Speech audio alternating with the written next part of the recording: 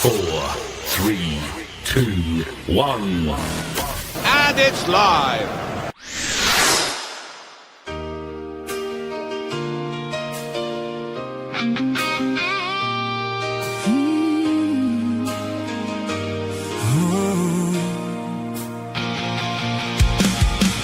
Velvet Street to the King Power Lights. We've lived the glory, we've fought the fights. 5,000 to 1, they said no way. But Leicester City won the day. Leicester till I die. Blue army standing high. Through the highs and lows, Foxes always rise. reach the scars once more. Hear the city roar. Leicester never quits the fight. Leicester till I die is right.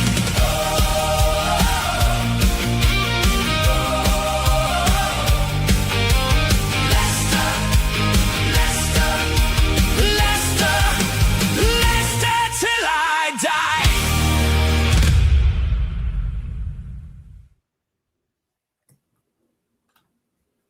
Yes, good morning, everyone. Welcome back to another watch along, and welcome to Wayne. Wayne, we're here. MK Don's away, third game of the season, right, mate? And needing a win today, right? Wouldn't that be lovely, Chris? Calling you Chris, but wouldn't that be lovely, Tom? Yeah, it would be Christmas nice. come early, that would. It would, mate. Well, Chris is away today, guys. That's why you've got me and Wayne, unfortunately, for you all. So we wish Chris all the best, and hopefully he'll be back for the next show as soon as possible. But the team news is in, guys. It's scrolling on the bottom there. And on the pre-match show today, we do have, obviously, all the team news here. We also have the opposition news lineup, and also a couple of little transfer things that have slipped through this morning, Wayne, that I've spotted, which I'll bring up towards the end as well. So get your highs and the lows in the chat there, guys, and we'll say hello to you all in a minute. But, I mean, Wayne, let's start off from midweek, right, just quickly here. So, obviously, we lost 3-1 in the cup against Ipswich, you know, but I think, you know, there was a general split in the fan base really with it, wasn't there? There was some rightly pointing out just how far we've probably fallen, you know, to maybe looking at that in a celebratory fashion. Bearing in mind, a year ago, we were beating Ipswich in the Championship when they were on their way to the Premier League. But then, of course, there were some positives really as well. You could say maybe there was some sights of squad depth on the wits with the performances of Howe and Watson. And then you've got the energy levels and application of the team, I think, generally being a little bit better in that game than what we've seen so far this season as well, right? You know, and also that all being said with a makeshift defence, of which one of them remains today. So, I mean, what's your thoughts, mate, about that game versus where we came off for Burton Albion? Do you feel better about where Leicester are right now, a bit more confident, or are we still like a work in progress and a bit shaky? I think we've got weakness in defence still, but I think that was down to tiredness, the reason why they overpowered us at the end. But no, I think all of us presenters are really encouraged by the squad, the team selection. And look, was I disappointed when I saw the team sheet come out? Yes, I was, for obvious reasons. But I do think he is building a squad that he can draw on different people at different times. Whereas like last season, we looked at our squad and thinking, what options have we got on the bench to affect this game in a positive way? Whereas I think we've got a better squad to do that now. Well, I think it's interesting, in particular, you mentioned the defence there, isn't it, Wayne? Because, you know, when I saw the lineup on Tuesday and I saw we had two fullbacks playing at centre half, I thought, oh, wow, this is a bit of a high-end gamble here, isn't it? Especially for the type of football, you know, that we're trying to play here. I mean, but they were surprisingly good, really. I mean, they conceded 3 goals, yes. They played an offside trap in that game and pretty much got it right, apart from once or maybe twice in it as well. So, I mean, what is the thoughts we've got coming into this one today? I mean, like, we see Souters back in the team. We're going to get into a bit more detail, right? But would you think Aluko and Thomas really there, like, showed up the guys who should be centre halves in the team, like Okoli and Souter? 100%. They illustrated what the previous two you mentioned haven't been doing. And I think they have got speed in the centre of defence. So we always get waltzed through. People can just waltz through the middle of our defence, and that's historically happened for the last 2 or 3 seasons. Whereas look, were you confident? Like you said, it was interesting lineup. We're thinking, oh, this is interesting. Let's see how this plays out. Thomas in the centre, Aluko normally plays either side, play the side. But I left that game confident in the defence. And most people are saying, please start that same central defensive pairing that played against Ipswich. I mean, how much of it as well, Wayne, was just, I think, and the word that I kept using as a buzzword on Tuesday night was energy, right? I mean, for me, it really highlighted, like, we've looked at last season when we were in the relegation battle, and we were talked about as not having players up for the fight, you know, quite generally by bigger media outlets than what we are as a fan channel, you know. But that was the thing for me on Tuesday, was just maybe understanding that element of, okay, so-and-so player might be a good player on paper, but just the energy they were bringing to the team and all the rest of it versus guys who weren't playing in a natural position but had the right attitude was a little bit better. I mean, is that something you think that Russell Martin's going to live or die on with his team selections going forward? Just getting the right characters in a relevant equality? I think it is. My heart sank when the team news come through because, I mean, Buddy Aluko, he's got everything. He's quite stick thin, but he's so tenacious. He's strong in the tackle. He's got a speed of thought. He's spatially aware where he should be. So those are all things. I don't know what Russell Martin is seeing in Harry Souttar. So you get Kate and Steve and other people go to that says Souttar's body language is really poor currently. Yep. Whereas Buddy Aluko, as you say, his body language is complete opposite. He will die on that hill rather than let somebody get past him. And you've been screaming out for that, Tom, haven't you? That kind of. Well, yeah, exactly. And I did wonder if perhaps we should look at putting him there. I think now he's in a position where you want to play him somewhere and stick him at it, you know. But I think it's interesting how he's played himself into what I think is a general first team starting place. You know, we debated whether it was him or Jaden Joseph that should start maybe, but I think both of them probably deserve to start when you look at everyone else, don't they? Let's get to some hellos a minute here, Wayne, then we'll get into the team for you all guys, because like we've hinted at there, and as you can see along the bottom of the screen there scrolling, there has been one or two controversial changes for this one. But morning, Ange, how are you? Yeah, we're doing good, mate, here. We're obviously looking forward to this one. We're a little bit of nerves looking at the team. Morning, Nate. Good to see you, bud. Morning, Hamrand. How are you, mate? I always bet on us to lose. Right now, that's probably not a bad strategy, mate. When I do that, normally we win games of football, so maybe I should be putting more money into that. Stuart Russell, good to see you, bud. How are you, mate? Craig's in. Good to see you, Craig. And high up 3-1 Foxes win today. Yeah, well, we'll get to predictions a bit later on, Craig. So I'm going to pop it in again, mate, just before we get to the kickoff. Just under an hour to go here before we kick off, guys, at Stadium NK. Paulo Stevo's in. Hiya, mate, as well. Good to see you. Nate's up a point there. A bit disappointed Bristich isn't starting, but he's probably getting back up to fitness. I think a couple of them in the team selection here, Nate, you could probably say the same for, can't you? So, right, let's get it up here now. So the team there is in the corner and going along the bottom, and we're going to go through it all for you now.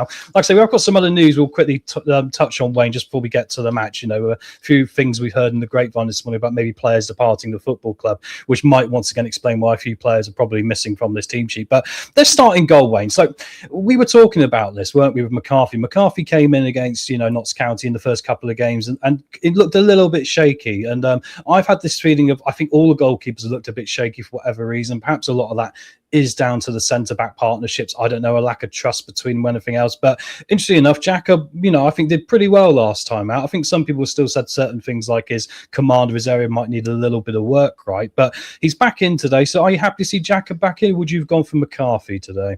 Yeah, I think you made good points post-match about Stolarczyk. I do think sometimes his decision-making is a bit iffy, but he's a good shot stopper. And, you know, look, McCarthy, everybody's been saying he looks so shaky.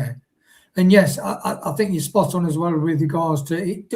You can be a really good, confident keeper, positionally brilliant, but if you've got a rubbish defence in front of you, they can cause problems where you don't know where the shots come in. You know, you don't know. You know, they're not covering runners, and you've got to cover too many things as a keeper.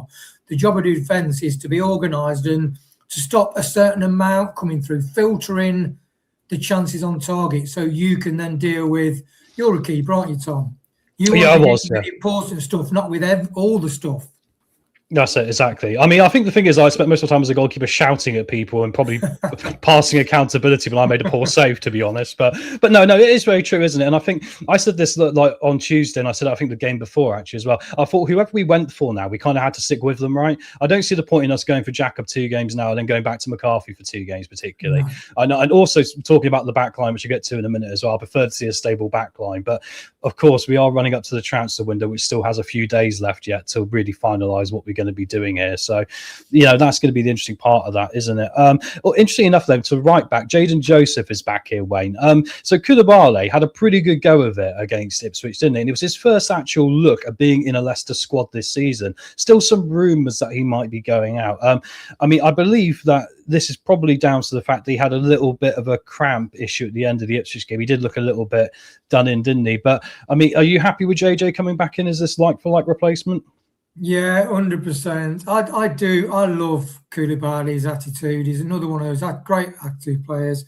But yeah, it's like Bristol Shenny. So probably if they're paying 75 minutes, I mean, there's one stage where Koulibaly, like trying to cover back, because he's such a dynamic player, actually doubled over out of breath.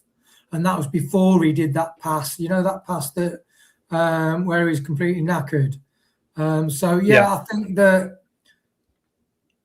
some of these players are running out of steam, and it's like anything. If you play football with friends and then you play against younger people and have to dynamically run around, it's amazing how many muscles hurt when you haven't played regularly for a while. Well, I was going to say, yeah, I mean, the interesting thing is, though, he completely drops out of the squad, Koulibaly. I mean, I wouldn't have thought cramp would keep you entirely out of the squad, I mean, we'll get into the bench a bit later on, but do you think that, Wayne, could be an indication that perhaps he still might be, maybe potentially leaving the football club, which I'd be really disappointed about, because he's definitely not one of those on the high end of my list of players I would say like to see depart Leicester City. Yeah, I didn't agree with his treatment with the club. I thought on his debut he did more than enough. He had defensive qualities, aggressive. He was so good on the ball. Sometimes he drifted inside to keep the ball alive, and he kept the ball as well. And he's got an attack-minded. I love defenders that can defend, but also have an attack-minded mindset as well and like to drive forward. So yeah, I hope he stays. Whether he'll be happy being on the bench in League One, I think, is a question. Yeah, or if he's still settled, because I don't think he particularly settled in Leicester early on, did he? Because it was a difficult sort of start for him, wasn't it? But I'm still disappointed not to see him on the bench today. But like I said, we'll get to the bench a bit later. Right, let's get to the first real contentious area. There's probably 3 of them I can spot, guys. Centre-back partnership. Look, so we'll start with Souttar, because we believe he'll be on that side next to Jadon Joseph. I don't think he's put himself into much glory, to be honest, for a guy that's coming off a very good summer with Australia, looking like a very established player. And look, I'm very much in the camp of, I think actually the club is doing him a bit of a wrong here as well, because you're devaluing what he looks like in quality, because you ask him to play in a system that he definitely isn't comfortable with. You can see it. And then, like you've rightly said, Wayne, and other people have been to the games recently, is he really invested in playing like 100% for Leicester every minute of every game for us, when he's probably looking at maybe leaving as well? I'm not so sure. I mean, what do you make of Souttar coming back in? We do believe Aluko obviously had that knock the end of the last game, which is probably why he's benched today, though, right? Yeah, so would Souttar have missed some of the pre-season if he was away with Australia? Yeah, they didn't get back to a little bit later. He wasn't the latest back, but he was later back than the first week, definitely. And I think he looks like he started a month later than everybody else. He looks so slow, which, look, as you're younger, you can catch up, but, you heal from injury quickly, you can catch up with fitness quickly. And I think he's genuinely struggling. And that's why when you make him captain, I think he's slow in his thought. I think he is physically, you look at him. I mean, we used to joke about Vestergaard being, the turning circle of an oil tanker. Yeah. But I think Souttar looks slower than Vestergaard used to look. So that to me, with our holes in the central defence historically, and the fact that you said last season the Championship clubs cottoned on to the fact that we were weak through the middle, I think that's the danger this season. If he carries on playing, he could cause us a lot of goals, because him and Okoli in the centre definitely cost us points so far. Yeah, and I think Az has got a good point here. I mean, that's why I think a lot of us are looking at this like, what a horrible lineup, because it's kind of like we've now had a few games, like we'll stick on Suter for this, where we've seen he can't play this way, or at least isn't going to probably apply the effort perhaps required to really make this work for us, right?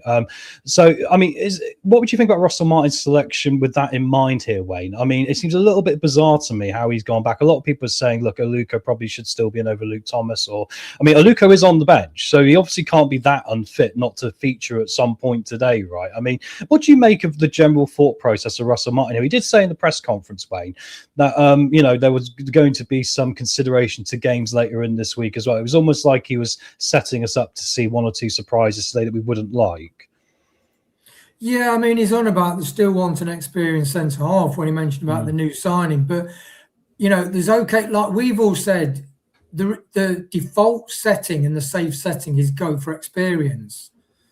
But in the last 2 seasons, especially, has that 2.5 seasons included, has that ever served us well? I don't think it has. No. It's only the younger players come with a better attitude. They've got a speed of thought. If they get positionally caught out, like JJ quite often gets positionally caught out, but he's got the speed to get back and deal with the winger. You know, someone like Suter, if he get, one game I specifically, let me say that properly, watch Suter to see, and it's difficult on the television because you can't always see what the players are doing. When you go to the match, you can watch a player individually and see what he's doing. Yeah, off the ball. Suter, I looked at him, I'm thinking, no, he's a yard off the pace. He does look, I just don't know whether he's got a bit of an injury or he's flagging from all the pre-season intensity. And he in his mind, he thinks he can't hack this fast physical pace that Russell Martin wants his players to have. Which then, like, as you said, that makes me question why Martin has put Suter in today. Well, it's bizarre, isn't it? Because like I think Russell Martin can talk a good game, and I'd hate to say he's disingenuous at this point because I think it's far too early to say such a thing. However, I will say he did mention in the press conference that we want players here who want to play for Leicester City, and it's very apparent that one or two of these guys are probably looking out towards the fire escape and going, "Can I run out of that way, get on a bike, and do a Riyad Mahrez and piss off to the airport?" You know, when he was at St Mirren in Scotland, But yeah, no, I find it interesting how like he's managed to sort of go, well, okay, Suter is wanting to be at Leicester. And look, in some ways, I can imagine he would say that because he comes across as professional in that regard to honour his duties and all the rest of it. But like you say, that mind checking out is quite problematic. Next to him, mate, Luke Thomas today. Just one thing on that, Tom. Did you? So you know when he in the press conference, he mentions there's 3 people here that they know they've got interest, and when the value when we all agree, then kind of they will move on. So what 3 players do you think he's talking about there? Well, he's talking about FaZe, Mavididi and Hamza Chowdhury, none of which are on the bench today. But then also Akoli's not on the bench today. So is he number 4 of that? But what makes him different to Suter? Because they're kind of in the same position with the rumour of interest. Well, that's what I couldn't. Yeah. I'm puzzled with Suter, Yeah, I'm puzzled with it. I literally would have thought, bear in mind what we learned against Ipswich, like has been said by Azza again, I thought the young lads performed so much better. I would have thought at this point you just put Aluko and Thomas in there today, you know, because I just think last time out they showed a better account of themselves, a better energy that really is, you know, in line with what you're trying to do at the football club. And I think then you've got to put Suter into that category along with Akoli, Hamza, Mavididi and FaZe, that are going to be probably sitting this one out until we're gone, especially with Kanga's Namey now on the bench as well, right? But interesting. Just one more, that's fine. One more point. Didn't you say that with regards to Aluko and Achere, because he did well in pre-season, to have a culture where you don't reward players for doing well, that's a slippery slope, isn't it? Well, yeah, I mean, like, look, I get Ocher going out on loan to somewhere later, like down the line, if you've brought in a striker. We haven't brought in Bristich at this point, had we? I just felt it sent a really bad message to the academy. It sent a message of, like, you've been one of the top 5 players for the first team in pre-season after having a good year at the academy, and then we're going to ship you out on loan with no striker on the books at the minute. I just think that looks really weird. Do you know what I mean? I don't think... play Suter in front of... Yeah, exactly. Yeah, Luca, Well, exactly. It's weird, isn't it? Luke Thomas, then. So Luke Thomas, like, obviously come under a bit of criticism for left-back positioning, Wayne, hasn't he? By all accounts, I thought he did really well against Ipswich. He was in my top 4 players against Ipswich. I thought, you know, he handled things very well, was filled with energy. I think playing out of position as well, he did a pretty good job. Is this something, do you reckon, we could see from Luke Thomas going forward now, just a centre-back sort of reimagining of his time at Leicester, mate? Yeah, I do wonder how much of that is because he had Buddy Aluko by the side of him, who covers such a lot of ground. When you watch him, he's really clever and he knows where to be. Which then, if his position's right, he's got less work. Then it's just a step into a tackle or shielding somebody away. And I'm really interested when I saw this lineup. I'm thinking, how is Thomas going to perform next to Sutar compared to being next to Aluko? Yeah, exactly. I mean, that's going to be the thing, isn't it? Because I think you've raised a good point there. If Luke Thomas today doesn't look as good as he did against Ipswich, I think that really is a really strong logical indication that Suter is probably the problem of it. Which is interesting. Good point from Nate here. I think Kangas Namey is going to be a game changer when he's ready. It was too soon for him today, though, when all this being said of how we don't want Suter. I mean, I personally think you can't put him in quite yet. I would have gone Aluko and Thomas. But, I mean, do you see long-term maybe it will be Aluko alongside Kangas Namey the way it's going? I mean, Russell Martin did speak, to be fair, quite highly of Aluko's performance at centre-back in the press conference, although he did pretty much say that, it was something he would only call upon if he couldn't get a more experienced centre-back in. So what do you think about a centre-back partnership once the transfer window's open? Is Kangas Namey your man? Yeah, I mean, he did say that in the press conference that this is the kind of signing we need because his value, it will be a long-term investment prospect. So his value, they really believe that the club his value will go up, which is what we used to do. But if they get another one in, I'm concerned about Buddy Aluko, to be honest, because I think he's one of the shining few, half a dozen we've had people. So yeah, I do. But in the press conference, it says he loved Buddy and Luke at centre half, and he said, "So we will see them sometimes." Yeah, he wasn't a very good poker player in the press conference. No. Some managers keep their cards close to their chest. No. The way he said things, he pretty much hinted at everything that was going to come, didn't he? He was very honest in that, because we used to do the press conference, but we stopped it because there were too whitewashed and banal, basically. They didn't offer any information. But in that press conference, he gave a lot of information, actually. He did, didn't he? It was bizarre. It was almost like he was setting a foundation of justification, wasn't he? He talked about how it was short-term pain right now for a long-term game with what he was doing. He talked about every game, guys, as well, and said, well, we had the win against Northampton, which was good. We had a good draw away at Notts County. Okay, that's fine. We had an awful 20 minutes and a red card against Burton, and then we had a good performance against Ipswich. So he was really trying to control the narrative a bit, Wayne, wasn't he? Which I thought was quite interesting. Probably because he did say about the noise coming from the bigger media about the football club right now, didn't he? Yeah, he did, mate. Yeah, and that's his job. And part of a manager is your PR in front of the cameras and press.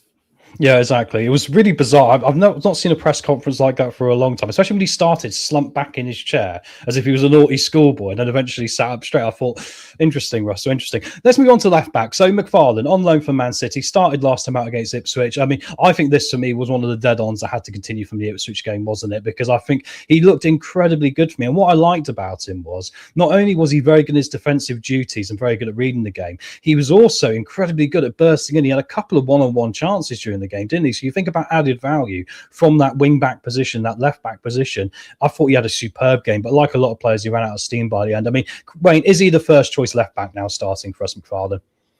100%. I've just dragged his stats up. You know, he won a third of his tackles.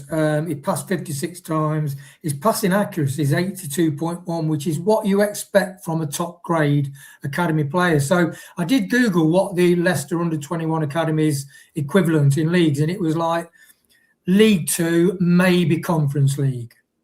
But then I did wonder, okay, but what about your Man Cities, your Chelseas, and your really top grade academies? What are they equivalent of? Because you can see this guy, he's got quality, and I love the way he got in the box. He got in the box, as you said.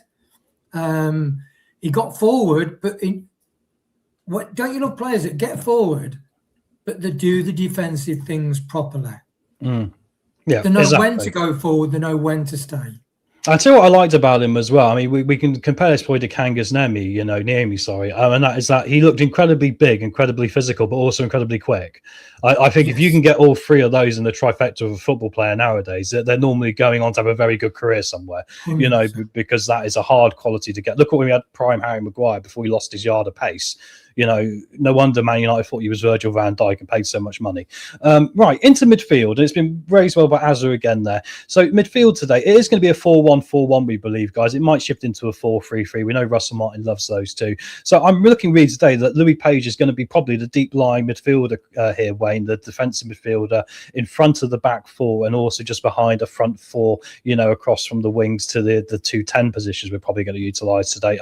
Obviously, Louis Page has had some interest as well. He could fall into the category of a Wout Faes or a Mavrididi and all the rest of it. I'd personally heard that he wasn't pushing actually for the move. It was a case of if Manchester United were going to offer the right money, the club would accept it. But he wasn't really, I'm not going to play football for you. He was being very professional. And I liked what I saw again against Ipswich from Louis Page. I mean, what do you think about the Louis Page situation, Wayne? Is he one of those players you think, that we actually can't afford to lose? Bear in mind we have, quite a lot of turnover already happened at the football club this summer. Yeah, I just think he's a brilliant player.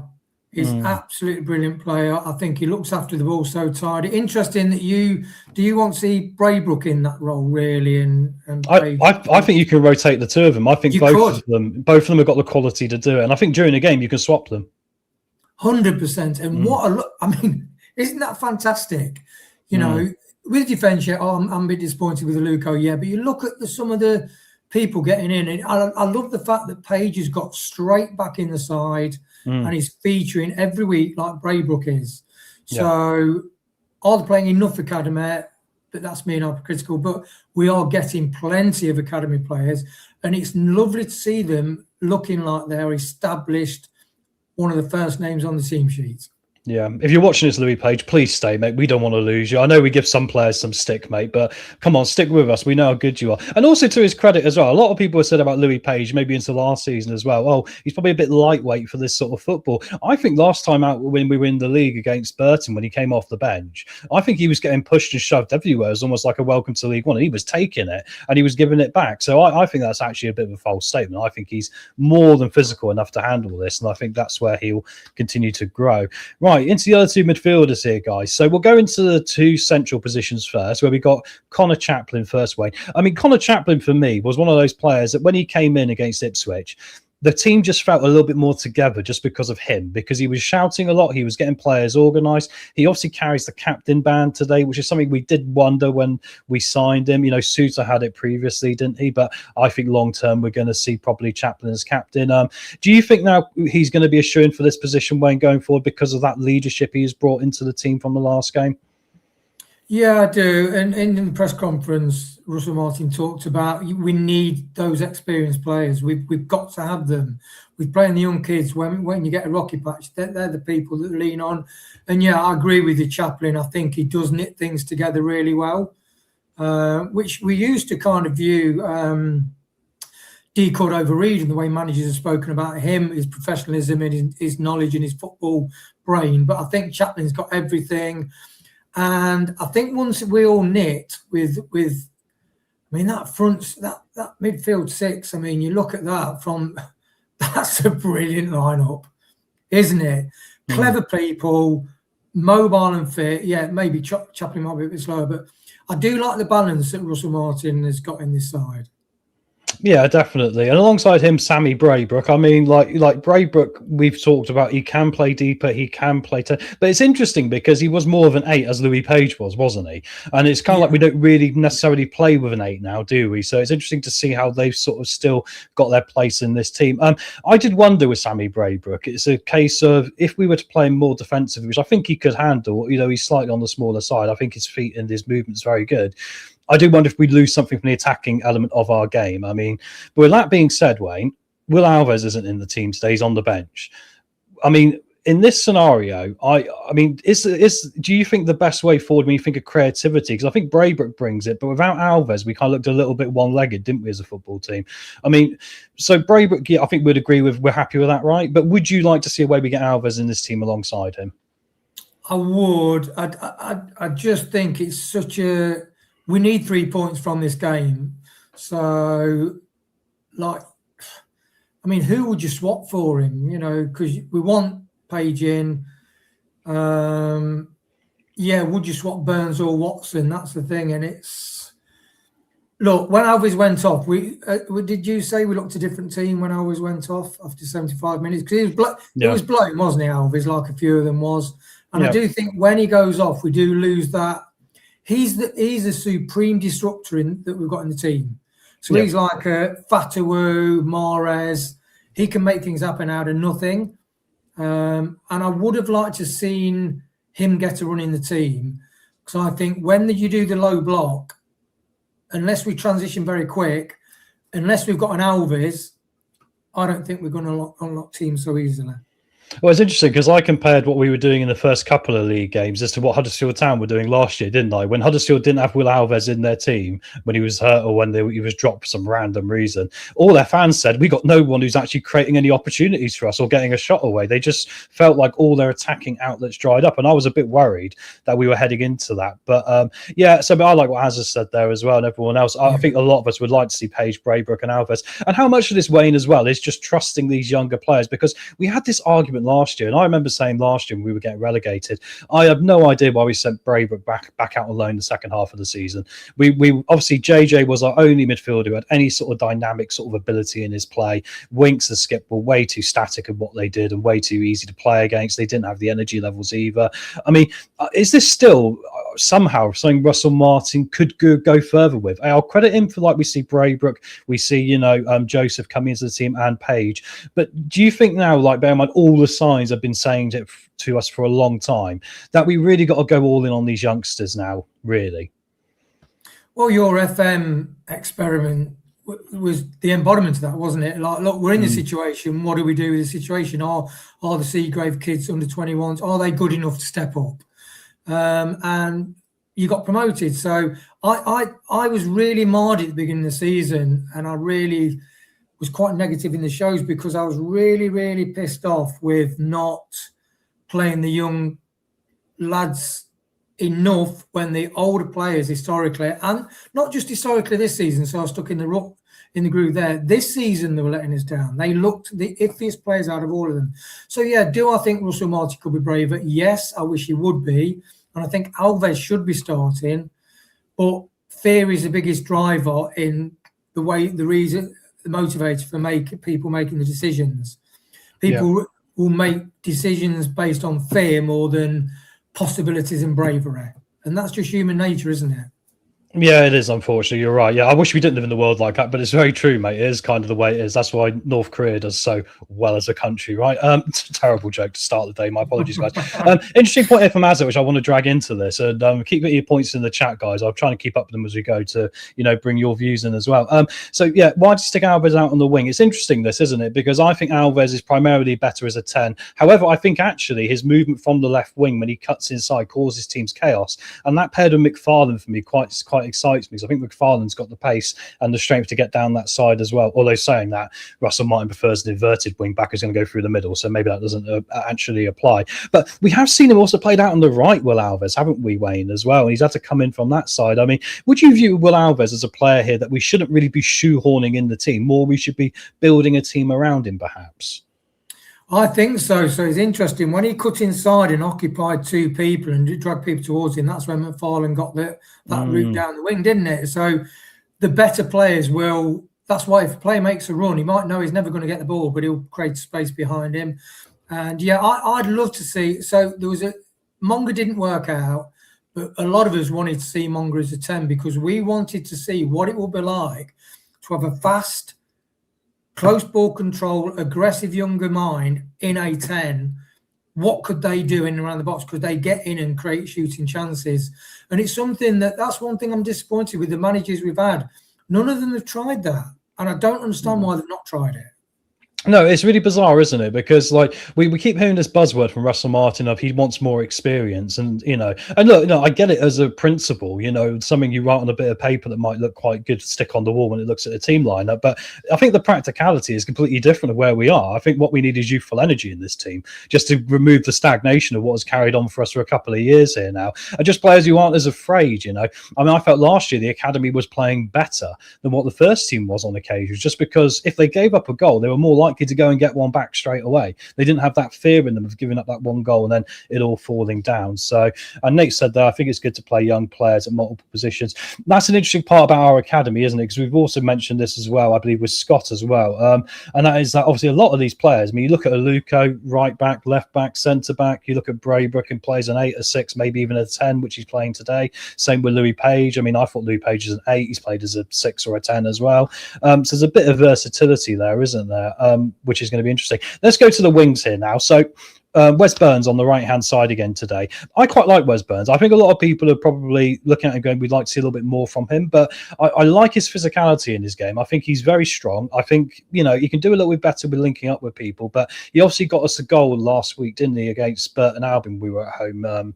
So I mean, what's your thought? Would you go for Wes Burns there, or do you think maybe Harry Howell had such a good game last time out, he maybe should have carried over in the same way McFarlane did, Wayne? Yeah, I like Harry Howell. He reminds me of KDH. It goes both ways, and I love players that go both ways. I mean, Mahrez went one way in general, but he did it. He fainted and double fainted, so the player didn't know. I really like Howell. Look, Burns, I thought in that game didn't do that well, but the way he took that goal, you know, the rollout from was it McCarthy in that game? Anyway, rolled it out. The player played it through to Wes Burns. He side footed, hit it right diagonal on the floor across to the wing. And was it Alves put the ball over and Wes Burns was the guy on the back post sticking it in, and that to run from your own half and do that's good attitude. So that made me change my view of Wes Burns in what he wanted to bring to the side. So I think he's worth playing. But what I think is nice is we had like misfiring Abdul last season and Steph 50,000 step overs with no net result. We've got quite a riches of wingers, to be honest, don't you think? Options. Yeah, I do. Yeah, I mean, the interesting with Howell here as well, and I think is that, look, I think you can start Howell, but like looking at the fitness side of his game, because he was later into the preseason than most when we signed him, right? I think he was one of those in particular that looked like he was a little bit blown up after 60 minutes on Tuesday. A lot of them made it to 70. He probably got to 60 minutes, didn't he? And he looked like he'd really put a shift in. I mean, I see him, you know, being a great impact sub, you know, because I think people obviously like the way he carried the ball against Ipswich. He took on 2 or 3 men with ease as if they weren't there. But I just think Wes Burn, like you said, like he's been a little bit overlooked for that goal against Burton, how much he was touching all parts of that. So isn't that the ideal situation, do you think, there, Wayne? The fact we can bring Howell off for Wes Burns in the second half here, and people are saying we've got that little bit of young depth on the bench? Yeah, I think what Nate said, I think Burns is not a dynamic taking the fullback on winger. He kind of is probably clever in the way he plays, and then he occupies the spaces to get the ball in, maybe. But what I like is we've got, and Howell is a different kind of winger, so it's nice having wingers that have got different qualities and just attack the fullback or attack the defence in a different way. And I think that's quite useful sometimes. It is indeed. Richard, I will get to the MK Don teams as well a little bit later, bud. Yeah, so I will talk about this in particular because I've got the similar opinion as you there, Richard. So stick around, guys. Don't forget to hit that like button as well. 100 of you in. Thank you very much. Let's go to the other side now. So Tommy Watson, once again, similar to Howell for me. I think he's looked incredibly decent so far. I personally would have gone for Will Alves. I know people are saying you can't play him. I think he can play on the left, and I think the way he moves the ball is very good. The thing I've liked about Watson so far is he seems to be quite demanding of his teammates, Wayne. There's a few times I've seen him get a little bit frustrated that people not making passes to him. He was with Luke Thomas in the first game, wasn't he? He wants that ball. He wants to do something productive with it. I mean, so for you, right decision for Watson today? Yeah, I do like him. He comes from a high caliber team, doesn't he? I mean, goodness me. You know, they think a lot of him. So, yeah, am I disappointed with Alves not starting? Yes, because I thought he had a blinding game. I mean, he's played brilliant all season, but Watson's a very high quality player. I'm so glad that we're not having to make do with Steffi Mavididi, who has been very ineffective for the last couple of seasons. Well, it's interesting, you need your wingers affecting the match, don't you? Taking the fullback on, getting balls in the box, or cutting inside and shooting. That's the remit of a winger. Yeah, I think one of the general problems I've noticed with Leicester now, like, and it's sort of finally twigged for me, was that, we sort of do a lot of our shows and we end up focusing on one mistake someone's made in the post-match. I think a lot of that is because just we've been so dry up top. I think if you have a game where you go out there and you scored 3 goals and then one mistake happens, we're not sat here for 20 minutes talking about, Luke Thomas or Coley or Suter did this right, or the goalkeeper, because, you've got that other element. But like you say, I think players like LTiDtv, unfortunately, just really dried up to the point where, like, we were just always focusing on these negatives because there wasn't any positives at that end. Right, let's get to the real one, which is probably frustrated people, and I'm probably most frustrated about this myself because I don't see what we're doing here particularly. Bobby Decordova-Reid is back up top, Wayne. He had one chance, was it against Notts County? And you could argue a forward probably would have finished that. Outside of that, he sort of ends up dropping back into midfield a lot, and then he vanishes a little bit. Is there any reason why you'd pick him over Bristich today, Wayne? No, there isn't. I get that a succession of managers, I think you can be blinded by his Fulham career, which was long, and I watched that Fulham team. I love that Fulham team, the way they played. They gave anybody a good game in the Premier League, and Decordova-Reid was part of that team. But that was a long time. It's like Suter. That was a long time ago. As seasons go by, the young players get better, and the older players, unfortunately, I don't mean to be awful, me doing physical things, you're less able, your brain can't deal with stressful situations so well, and your thought processes are slower. And that's what I think is happening with Decordova-Reid. And I think some managers are stuck looking at him in past glory glasses, really. Well, yeah, exactly. I think you've probably nailed it there. I just don't see why we're trying to shoehorn him into a position that he's not particularly good at. I mean, I think he's a 5 out of 10 at anything he does generally, with all due respect to him, be it playing as a 10, be it playing on the right. I think to settle for him playing as a 2 or 1 out of 10 up front is a really bizarre one for me. And like Nate has said there, we desperately need another striker. Hi, Laughlin, as well. Pure well, bud. I mean, this goes back to me. I don't know why you'd loan a chair out at this point. I would have waited until, we got further down the line to make that happen, because at least, he's got a few goals in pre-season and, can play that role, can't he? But we don't know why that is, guys. So Bristich is back on the bench, which is fascinating. Do you believe, Wayne, we're going to still go out and get another striker, though? Would that be perhaps where things might change a bit here for us? I think we need to. I don't think we need any cover. I think we've got to cover everywhere else. But it's like Lachlan said, the starting, I've got preferences, but that is it. Decordova-Reid is a stinker, basically, isn't it? Yeah. So, I think we do need a striker. I think another centre-back. I think we need a striker more than a centre-back, because I think in Aluko we've got the centre-back. So if this other new guy comes in and he within a couple of weeks he's playing, I think we could play Aluko and Thomas in. I think we need a striker. How effective has our forward line, for all our creativity and all our potential, how effective have we been in scoring goals? I don't think we have really. No, I'd agree with that. I think it's interesting. I mean, I'm not sure if this is partly due to how Russell Martin sets up, but I would definitely say that I think none of the strikers so far have really been able to impact the game strongly, including Bristich in that. I just think for whatever reason, it's going to be coming from the attacking mid positions, or maybe a set piece, or ironically, it was McFarlane last game from left back bursting forward, wasn't it? So, yeah. And did you think that when we talked about signing a striker, we'd have a striker and a Cherry? And that would be the two, and we just about get away with that. But you need 2 strikers, because you will go down. Look, our defence was rubbish last season, but if we had a striker that could, not Daka and Ayew, if we had a striker, we could. I don't think we'd have got relegated. If you had a striker that got us 10 goals last season, we wouldn't have got relegated. Yeah, I think we need 2 strikers. No, I think that's a fair point. Scott's in agreement with you there, mate. And I think that's it. I mean, Kangas Naimi hopefully will step into that. And I think, but here's the thing that worries me is that, I think Aluko could do it as well. I think he's proven it.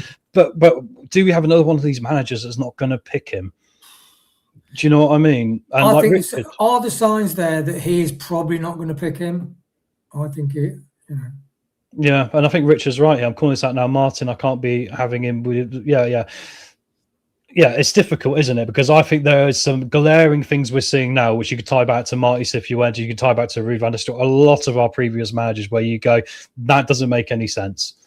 and I don't see the justification in that team selection. But let's hope we're proven wrong. Let's quickly go through the bench, guys. We've been really talking on about this for quite a bit, and then I'll get to the Milton Keynes Dons team for you as well. And we have got some other news about maybe a striker leaving the club. We'll get to at the end, which is going to be exciting for everyone. So bench McCarthy, about right, Wayne, isn't it? I think it's between those two. No chance for Ravazoli. No, not yet. And look, let's see how LTiDtv gets on, because we all would like to see a goalkeeper getting a run in the team, getting used to the defence, and that's a nice solid foundation to build on, isn't it? It is indeed. Right, so on the bench as well, we've got Aluko and Kangas Nami. So we've got the right back covered, left back covered with Aluko, and Kangas Nami with the centre back position covered. Do you think this is the last time we're going to see Caleb Bakoli, mate? I think he's gone. So, yeah, and I'm not sorry, to be honest. I've never rated his ball control. I've never rated his speed of thought. He doesn't realise people are on him, and he causes a lot of problems. I just don't think in the central defence you can have someone like a Colo. No, I think that's it, isn't it, mate? So also on the bench here, guys, we've got Harry Howe, Alves and Cullen. So they're like 3 attacking options. I mean, let's quickly talk about Cullen next. We talked about Howe and Alves. I mean, Cullen is what I expected him to be, which he is a bit of I call him a ninja. He's someone that basically you put him on the pitch and if you won't notice he's playing and then he might pop up with a goal. That's what the Swansea fans warned us about him as well. But I mean, how much of that, Wayne, is interesting, bearing in mind you would argue Russell Martin's philosophy is one of everyone being fully involved and the energy levels that you need to be able to play this type of shape. Is it still a bit of an unusual signing for me, this, for the money a little bit? What do you make about Cullen so far? Yeah, I don't think one game I think somebody says, I didn't realise Cullen was playing, so yeah, exactly, neither have I. And he was on the pitch for ages. Yeah, and all the people that were like Alves, wow, Aluko, what a brilliant performance. Braybrook, yes. JJ, yes. Louis Page, yes. They're all the reactions as presenters and the guys in the chat and fans are having about and he's like a bit like cardboard start of the season, really. I don't think he's done anything really to warrant his position. Yeah, well, it'd be exciting as well because I'm pretty sure if at least we got Bristich to come off for Decordova-Reid if need be today. At least he's on the bench as well. Right, guys, let's quickly get through to the MK Dons team for you now because, like a lot of us said, this is going to be a difficult one to play against today because they're a team coming off, promotion from League Two, but they've invested quite well this summer, Wayne, as well. Their lineup today is predominantly a 3-1-4-2, which could go into a 3-5-2. So basically, what you're seeing there is their back three is going to be number 21, Expieta. Nelson, that's number 35, is going to be their captain. Number 5, Good, is going to be part of the back three in front of Craig McGillivray and goal, number 1. Just in front of them will be their version of Louis Page, which would be Dan Barcela, who's a signing from Middlesbrough, guys. So they've done pretty well there to bring in a championship quality player into a League One team who's very good in that sort of holding midfielder role. Then we see for the wide positions, these guys are going to basically be, Wayne, right wingers or right wing backs, depending on if it's in the attacking or the defensive phase of the game. So we've got Jones on the right, number 2, Bramall, number 15 on the left, will do that position. They got 2 in centre midfield with Wintle and Wiles. Wintle is someone that I think we could have gone for, picked up from Cardiff, very good midfielder, but added us a bit of depth as well. Similar to Collins, who has now gone and signed somewhere else, hasn't he? He was at Peterborough, very good for this level. And they're playing 2 up top, which has been mentioned in the chat as well, between Nombe, who was a record signing this summer, and Collins. I must be honest, mate, I'm a bit fearful about this team, and not because of who they are, but because of how they play. I think the way they play with this sort of 3-1-4-2, when it's very attacking, having 2 strikers on the pitch as well, means if we're playing a high press, it's not as if we give the ball up, there's one person there, there's 2 of them, and then there's another 2 as well, just behind them, right? What do you make of MK Dons so far, coming off into this game? They've got 2 draws so far from Oxford and Huddersfield, 2 bigger teams. I mean, what are you expecting from them today? Yeah, talk with Suter. I don't, if we kind of press right from, if we try and early press them from the defence to try and grab the ball together, I think we could be very vulnerable, to be honest, because of Suter. It's okay doing the high press, but he could be a big hole in our central defence. and talk top, that's set up to exploit it, really. Well, yeah, exactly. I mean, this is what worries me as well. And also, like, just to talk about Paul Warner, manager, he did a press conference this week, and they're very much in the mindset of they want to get into the top 6 in League One this year. They're looking for back-to-back. They've been quite public about that. I think the players they brought in this summer, they've made some very shrewd moves here. They've removed a lot of players who are probably League 2 level, like, you know, your Jonathan Leckos, you know, and your Joe Tomlinsons, your Aaron Lamines. But bringing in Barcelona, you know, Bramall, Good, Nombe, Sam Silvera, who's on the bench if he can stay fit. They got him from Middlesbrough as well on the free. He's someone who can really impact the game positively as well. So, yeah, I think this is one of the tougher teams we're going to go and face this year. So, right, guys, we're about 10 minutes before kickoff. If you could do us all a little favour, thank you for joining us so far. If you could just do this for us, we'll get back and we'll get into what everyone's predictions are for today's game.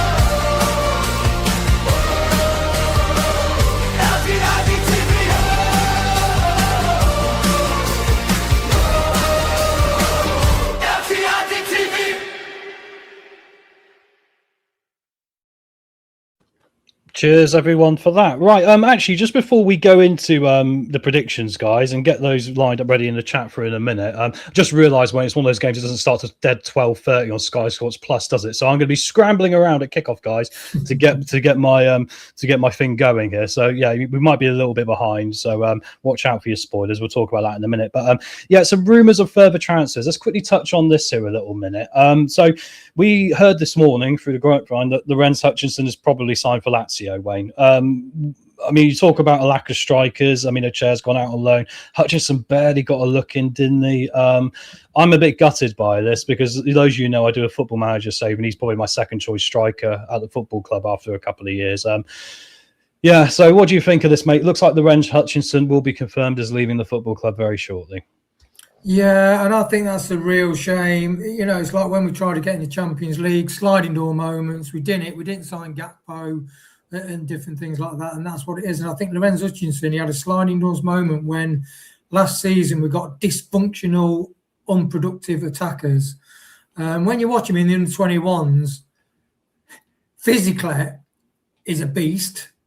First and foremost, he's got. I was going to say you've seen him play a lot last season as well, Wayne. So like you would think you think he would have really should have had a chance here as well. Yeah, especially compared to what the forwards were serving up last season. They were completely unproductive. You know, I mean, for the money they paid, it was. So when you get something that's dysfunctional, not working, why would you not try it? Why would you not try that? And I do think that is a bravery thing or a blindness to what is available for you there. And like you said about MK Dons, the gun signings, you know, they've just gone to people, you know, do you want to be part of our project? And those players from higher clubs have gone, yes, please, I'd love to be part of this. And they see it as an opportunity. And I think there's a couple of players recently that it's been a bit of a travesty. And I think, yeah, that this is one of them. 100%. Yeah, I'm a bit gutted about this because, but then I also kind of go back to this thing about the academy. I do have concerns about how the academy is run because there doesn't seem to be a logical way it's done. You know, it's almost like if you do very well, like Logan Briggs is another one for me. I've got to bring up here. Logan Briggs last year was like the under-21s or under-23s PL Player of the Year, wasn't he? And his reward is you're going to go out on loan. And you think, well, we had some problems in that position. Surely there should be a more better succession plan in place in order for you to go, well, if you are the player of the year, you're going in the first team next year. We'll see how you get on for a few games. If at the end of the transfer window you're not up to, we'll loan you out then, right? It seems a little bit bizarre how we operate. And I think a lot of people in the chat are agreeing with us here. Clibo's like really not happy about this transfer. We don't know what the money is yet, guys. Hopefully it will be decent, but I can see him as just, you know, being someone that's going to really go on and excel. I mean, I'll start watching Serie A again probably now. Yeah, and you don't want him scoring on it. Well, you want him to score on his debut, but it'll be a bit painful, won't it? That's it, exactly. Hutchinson should be given more opportunities. Yeah, we've got a lot of agreement here from people. We'll get to the score predictions in a minute here, guys.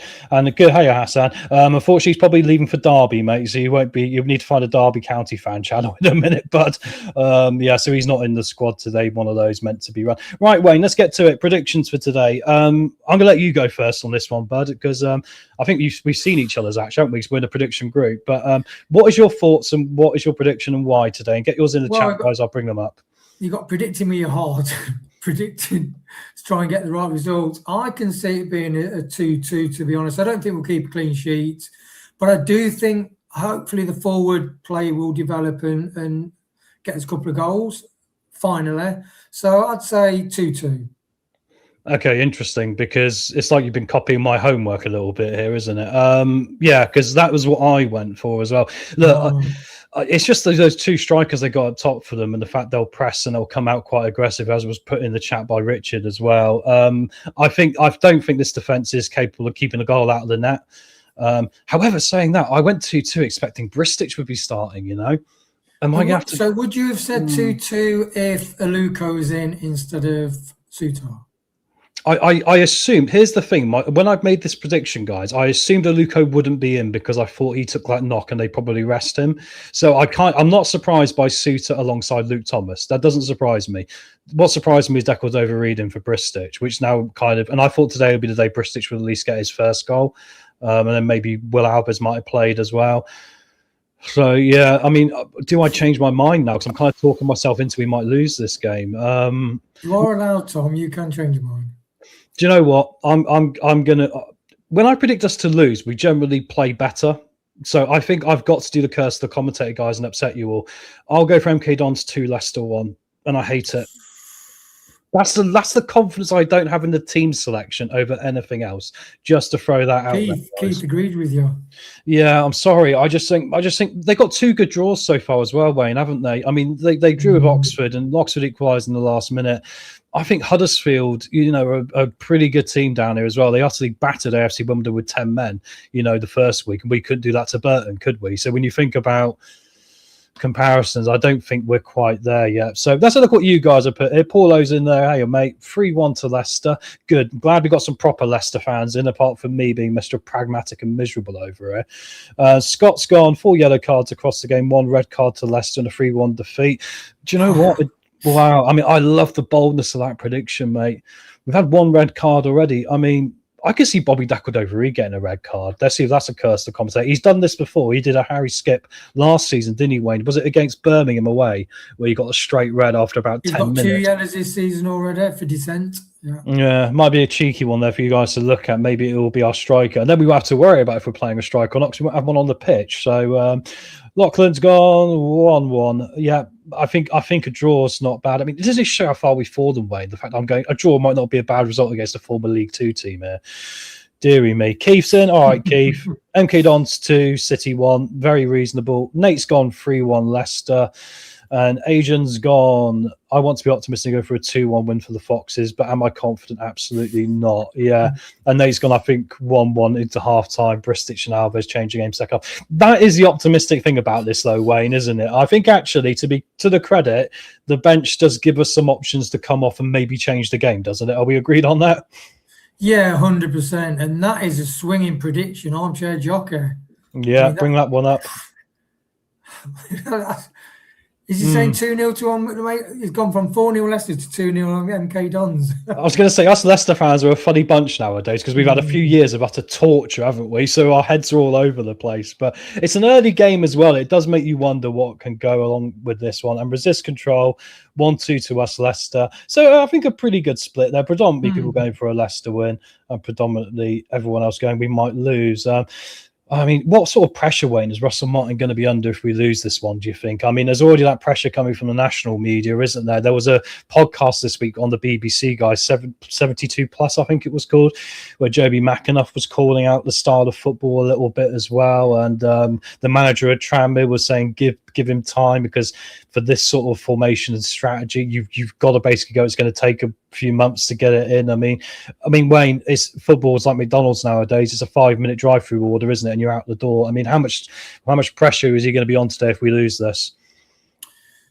I think he will be, but I think he just feels he's got the backing of the club and the board, and he is rigid with his philosophy, not particularly system, because he's a bit, but he wants to play this style of football, and that is it. That is it. How are you doing for your TV, mate? Have you popped your TV on yet? Because I'm just trying to. I've not done anything like that yet, mate. No. No worries, no worries. I'm just trying to sort myself out. We're 1 minute to go to kickoff, guys. But because it's a Sky Sports Plus game in the UK, that means we are having to literally wait till the kickoff to get it organised. Let me just tell you all, guys, now. Obviously, no spoilers today. We got our mods in the chat like Nate. I haven't seen Gray today, but he might be around as well. So anytime you're watching watch along with us, if you're new, and we'll be leading it, basically I'll be leading the game and doing the commentary of it, and once I've said something's happened, you feel free to react to it there, all right? But I'm going to pop this up here as well. Right, Wayne, I might as well let you go, bud. And I'll see you back here at halftime for the halftime show. And let's hope it's going to be a good one to talk about. All right, but thank you, Wayne, for joining us. Enjoy, guys. Wayne. Cheers, Wayne. Cheers.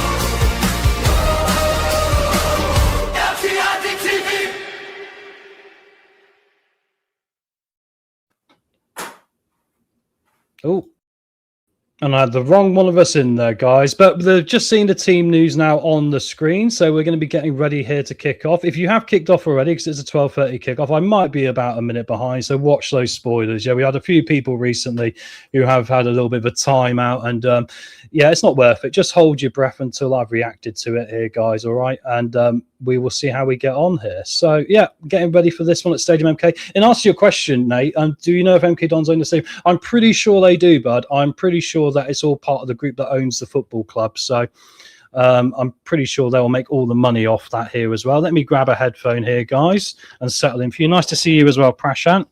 Look at me multitasking here, look. And here we go. Hey, Paul, how are you, mate? Surely win today 3-1. I think we need a win, guys. I'll definitely say that. And I think, like Scott has said, it'll be nice not to concede too early in the game here. And it's 4:30 a.m. Oh, bless you. Thanks, Nate. I appreciate it, guys. Yeah. Seeing the players on the pitch now, guys. And I said armchair, FB72 ripped right into Russell Martin in the club. It's interesting, isn't it? Because this is where I get funny about things, because I kind of go, I can't blame Russell Martin. If things are going to go wrong here, once again, it's the ownership who have made these decisions, guys, isn't it? So we'll see what happens. I might as well take that headphone out now. Wayne's not here. Right, Thomas Parsons is the referee again today, guys. Let's get the bottom thing updated. It's currently 0-0. We're about to get underway here. And thank you all very much for joining us. Don't forget to hit that like and subscribe and all that jazz here. Just having the huddles go on here. MK Dons have got a new goalkeeper on the bench today, guys. They signed Dennis from Bournemouth, who's been at Bournemouth, would you believe it, for 11 years and played one game. Fascinating to think that situation, isn't it? Where you've been at a club for 11 years and played one game. I don't know if he thinks he's who was at Man United? Scott Carson, Man City, sorry. Played there for a long time, didn't he, on the bench? So there we go. Leicester are going to be kicking from right to left here, guys. And we're going to have MK Dons kicking from left to right. I think there's about 15,000 there today. I mean, MK Dons do have a massive, massive stadium. It's probably more known to all of you all for being a concert venue. But there we go. Afternoon, Highfields. Good to see you, mate. Hope you're doing well, bud. Getting ready here. Braybrook has stood over the kickoff here, guys, with Louis Page on the edge of the centre circle. And we're about to get this underway here. I'm probably a couple of minutes behind. So hopefully, guys, you will be okay with that. Right. Is that going to work or not going to work? I'm going to have to go adjust the clock, guys. My apologies. Right. We kick off here. We're going to play it back here to McFarland. Coming over halfway with a long-range pass here down towards the Milton Keynes Dons goal. Let's see today if we see more long balls. I mean, we saw a few long balls in the last game, didn't we? Which was kind of a bit surprising. A few fullbacks, spreading the play a bit earlier. Throwing to Leicester. Jaden Joseph on this near side of the halfway line. Throws it in back to Harry Suter. Goes back to Luke Thomas, our new centre-back extraordinaire, guys. Run up the left-hand side here from McFarlane. There was a nice little run ahead of him there from Watson, trying to find a bit of space. MK Dons currently into a back five here with two banks of two in front of them. Trying to play through them here. Here's Watson on the far side of the pitch, taking on Jones, their right back. Nice little one-touch in with Braybrook on the edge of the penalty area, but unfortunately the ball is given away and it's kicked long here. And it's going to be out again here to Leicester to win the ball again with McFarlane. So got them hemmed in here to start, guys. I don't know how far I might be behind you guys. If I'm behind you, let me know in the chat. Here comes Braybrook bursting into distance now. Bursts into the penalty area. Foot on it there from Nelson, the MK Dons centre back. And then Luke Thomas is going to battle for the ball just towards the halfway line. And it's gone out for a throwing here. But first little bit of running from our younger players, guys. And it was Sammy Braybrook trying to drive inside the penalty area at the far side and create us an opportunity. So decent start, but only a minute and a half into this one. So we'll see how it continues from here. They do have a really posh stadium, don't they? I personally prefer some of the older stadiums, to be honest, the dirty ones, the ones, you know, like Luton and places like that, because they're just, you know, filled with character. But you've got to say, the MK Dons Stadium is a very nice stadium. The only problem is it looks half empty as usual. But back to the goalkeeper now for Leicester. It's going to be Jacob. We play it short out here with Luke Thomas finding Louis Page, who comes down to help him out. Louis Page up to Braybrook here. McFarlane, nice little triangle formed between them just towards the halfway line. We come all the way back here to Suter. MK Dons are moving over and trying to, you know, press the side of the pitch where we have the ball, which has allowed Suter there to have a bit of space. So that's encouraging. If MK Dons are going to do that, this might work quite well. Suter pings the ball long here to Decordova-Reid. Headed down. Braybrook picks it up, and now we find him again here. Plays it down to Wes Burns. Leicester have got an opportunity here, guys. Is he going to cross it in? He holds on to the ball. Plays it into the penalty area. We've got a turn and a cross from Chaplin. It's going to take a deflection off an MK Dons player, and now Jones is going to put his foot through it and put it all the way to the edge of the penalty area where Louis Page is battling away. And once again, Louis Page's physicality is underrated, you know, guys. Brilliant. Sounds like a good start playing like primetime Brazil. That's the sort of comment we like, Paul. Yeah, no, it is, mate, a little bit. I mean, we're trying to. Still obviously looks a little bit, you know, they've got to work on it. But you can see the triangles of play they're trying to do. And MK Dons following the ball and trying to, you know, close it down is helpful. We're trying to play through the press, isn't it? So far, that's okay. Whenever I'm optimistic for a game, we generally lose, right? Whenever I'm pessimistic, we generally do quite well. So in good news, I'm in the P category today, guys. So hopefully that will mean we get our first win of the season. And we need a win today because we don't want to be any, you know, lower down the table than we are now. MK Dons pick the ball up here and play it back to the goalkeeper. Decordova-Reid's chasing him down, and they're going to go out to the far side and out to Nelson, and it's going to go out of play for an MK Dons throwing, I believe, here, just halfway inside their half. Russell Martin wearing today a suit jacket and a T-shirt. Interesting look for Russell Martin today. White Hams are not playing today. I just told you, bud. He's going to be probably moving to Derby County, we believe. So he's not featuring in the squad, unfortunately. He'll probably be moving across the Midlands to another championship team. Throwing from MK Dons, going to be taken to the halfway line. Kick back to the original throw-in taker. Braybrook comes out and wins that, and it's going to go out of play here for throwing to Leicester. Sorry, it was Watson, guys. Watson did a good job there. He basically kicked the ball off the original throw-in taker, and it's gone out for a throwing to Leicester now. Going back to McFarlane, we're stood up here, pressed up into their half. The centre-back's just on the edge of the centre circle here. We throw backwards, though, to try and retain possession. It's going to go back to Harry Suter. Suter back down here to the goalkeeper, who's on the edge of the penalty area. Thomas has got an option there, as has JJ. JJ is ignored for Thomas. Nice triangle of play there with Braybrook. Trying to get Notts I keep saying Notts County. MK Dons to push on to us here. Back to JJ, who's a little bit central here in the central midfield. Bit of an opportunity here down the right-hand side to spread the play. Wes Burns with a nice one-on-one. Little bit of a duel going on, and it's going to be shielded out of play by Notts County, MK Dons. I keep saying Notts County. Wake up, Tom. I need a coffee, guys. By MK Dons. It's the black and white seats. It's throwing me off completely here. But it's a goal kick to MK Dons. Well said, Scott. Thanks. We've got lovely mods in the chat here, guys. They'll also answer any questions that I might miss because I'm obviously focusing on the game right as well. And primarily focusing on not saying Notts County, saying MK Dons. That's twice I've done that already, guys. Incredible. Goal kick from Notts County. Notts County, I did it again. MK Dons. Goal kick from MK Dons. Oh, Jesus. It's going to be a long day. Get me to half time. We win the ball, though. Wes Burn does a good job battling here with Bramall on that left-hand side, and it's going to go out for a throwing to MK Dons. Throwing back into one of their centre-backs. Dequadova-Reid chasing down here. Nelson's going to go long and try and ping it up to Nombe here, or Collins. Nombe's battling. Jacobs out of his goal, guys. Jacobs completely out of his goal, and they've crossed it into the centre. Luckily, there was a foot on it from Luke Thomas here, and Jacobs rushed back, but Jacob was right down to the south of the corner flag there, pretty much. He missed it. Nombe, rather than going for a strike on an empty net, tried to pass it, and luckily for us, it fell to a Leicester player, but there was an open goal here. My word. Jesus, Keith. You were talking to Chris too long, Notts County. Yeah, I'm sorry, mate. It's a black and white seats. Ball in now from Notts County. It rolls along the ground, and Jacob is going to... I said it again, didn't I? Oh, my God. Hang on. I know the answer to this, guys. I'm writing MK Dons on a bit of paper and sticking it in front of my face. Oh, yeah. I didn't sleep well last night. I had one of those nights where I was so much PTSD for this game. Sorry, PMS for this game. Pre-match tension, you know. There we go. Don't know what Jacob was thinking there. Well said, Lachlan, mate. Yeah, it was a little bit crazy. We've seen this with the sweeper keeper idea, haven't we? You come out and try and chase that ball down. He missed it completely. Luckily, he didn't take the man down. Otherwise, that call from whoever it was in the chat that there'll be a red card coming here was, you know, probably a good one. But we now got the ball back in the MK Dons half, guys, trying to do a 1-2 between Louis Page and Dequadova-Reid. Dequadova-Reid's pass there was sloppy, and now Collins is trying to counter. But a good job there from Louis Page to get back and make the tackle and play it back to Jacob. So Louis Page looking very lively in that defensive midfielder role here, sort of being our conductor of the team today.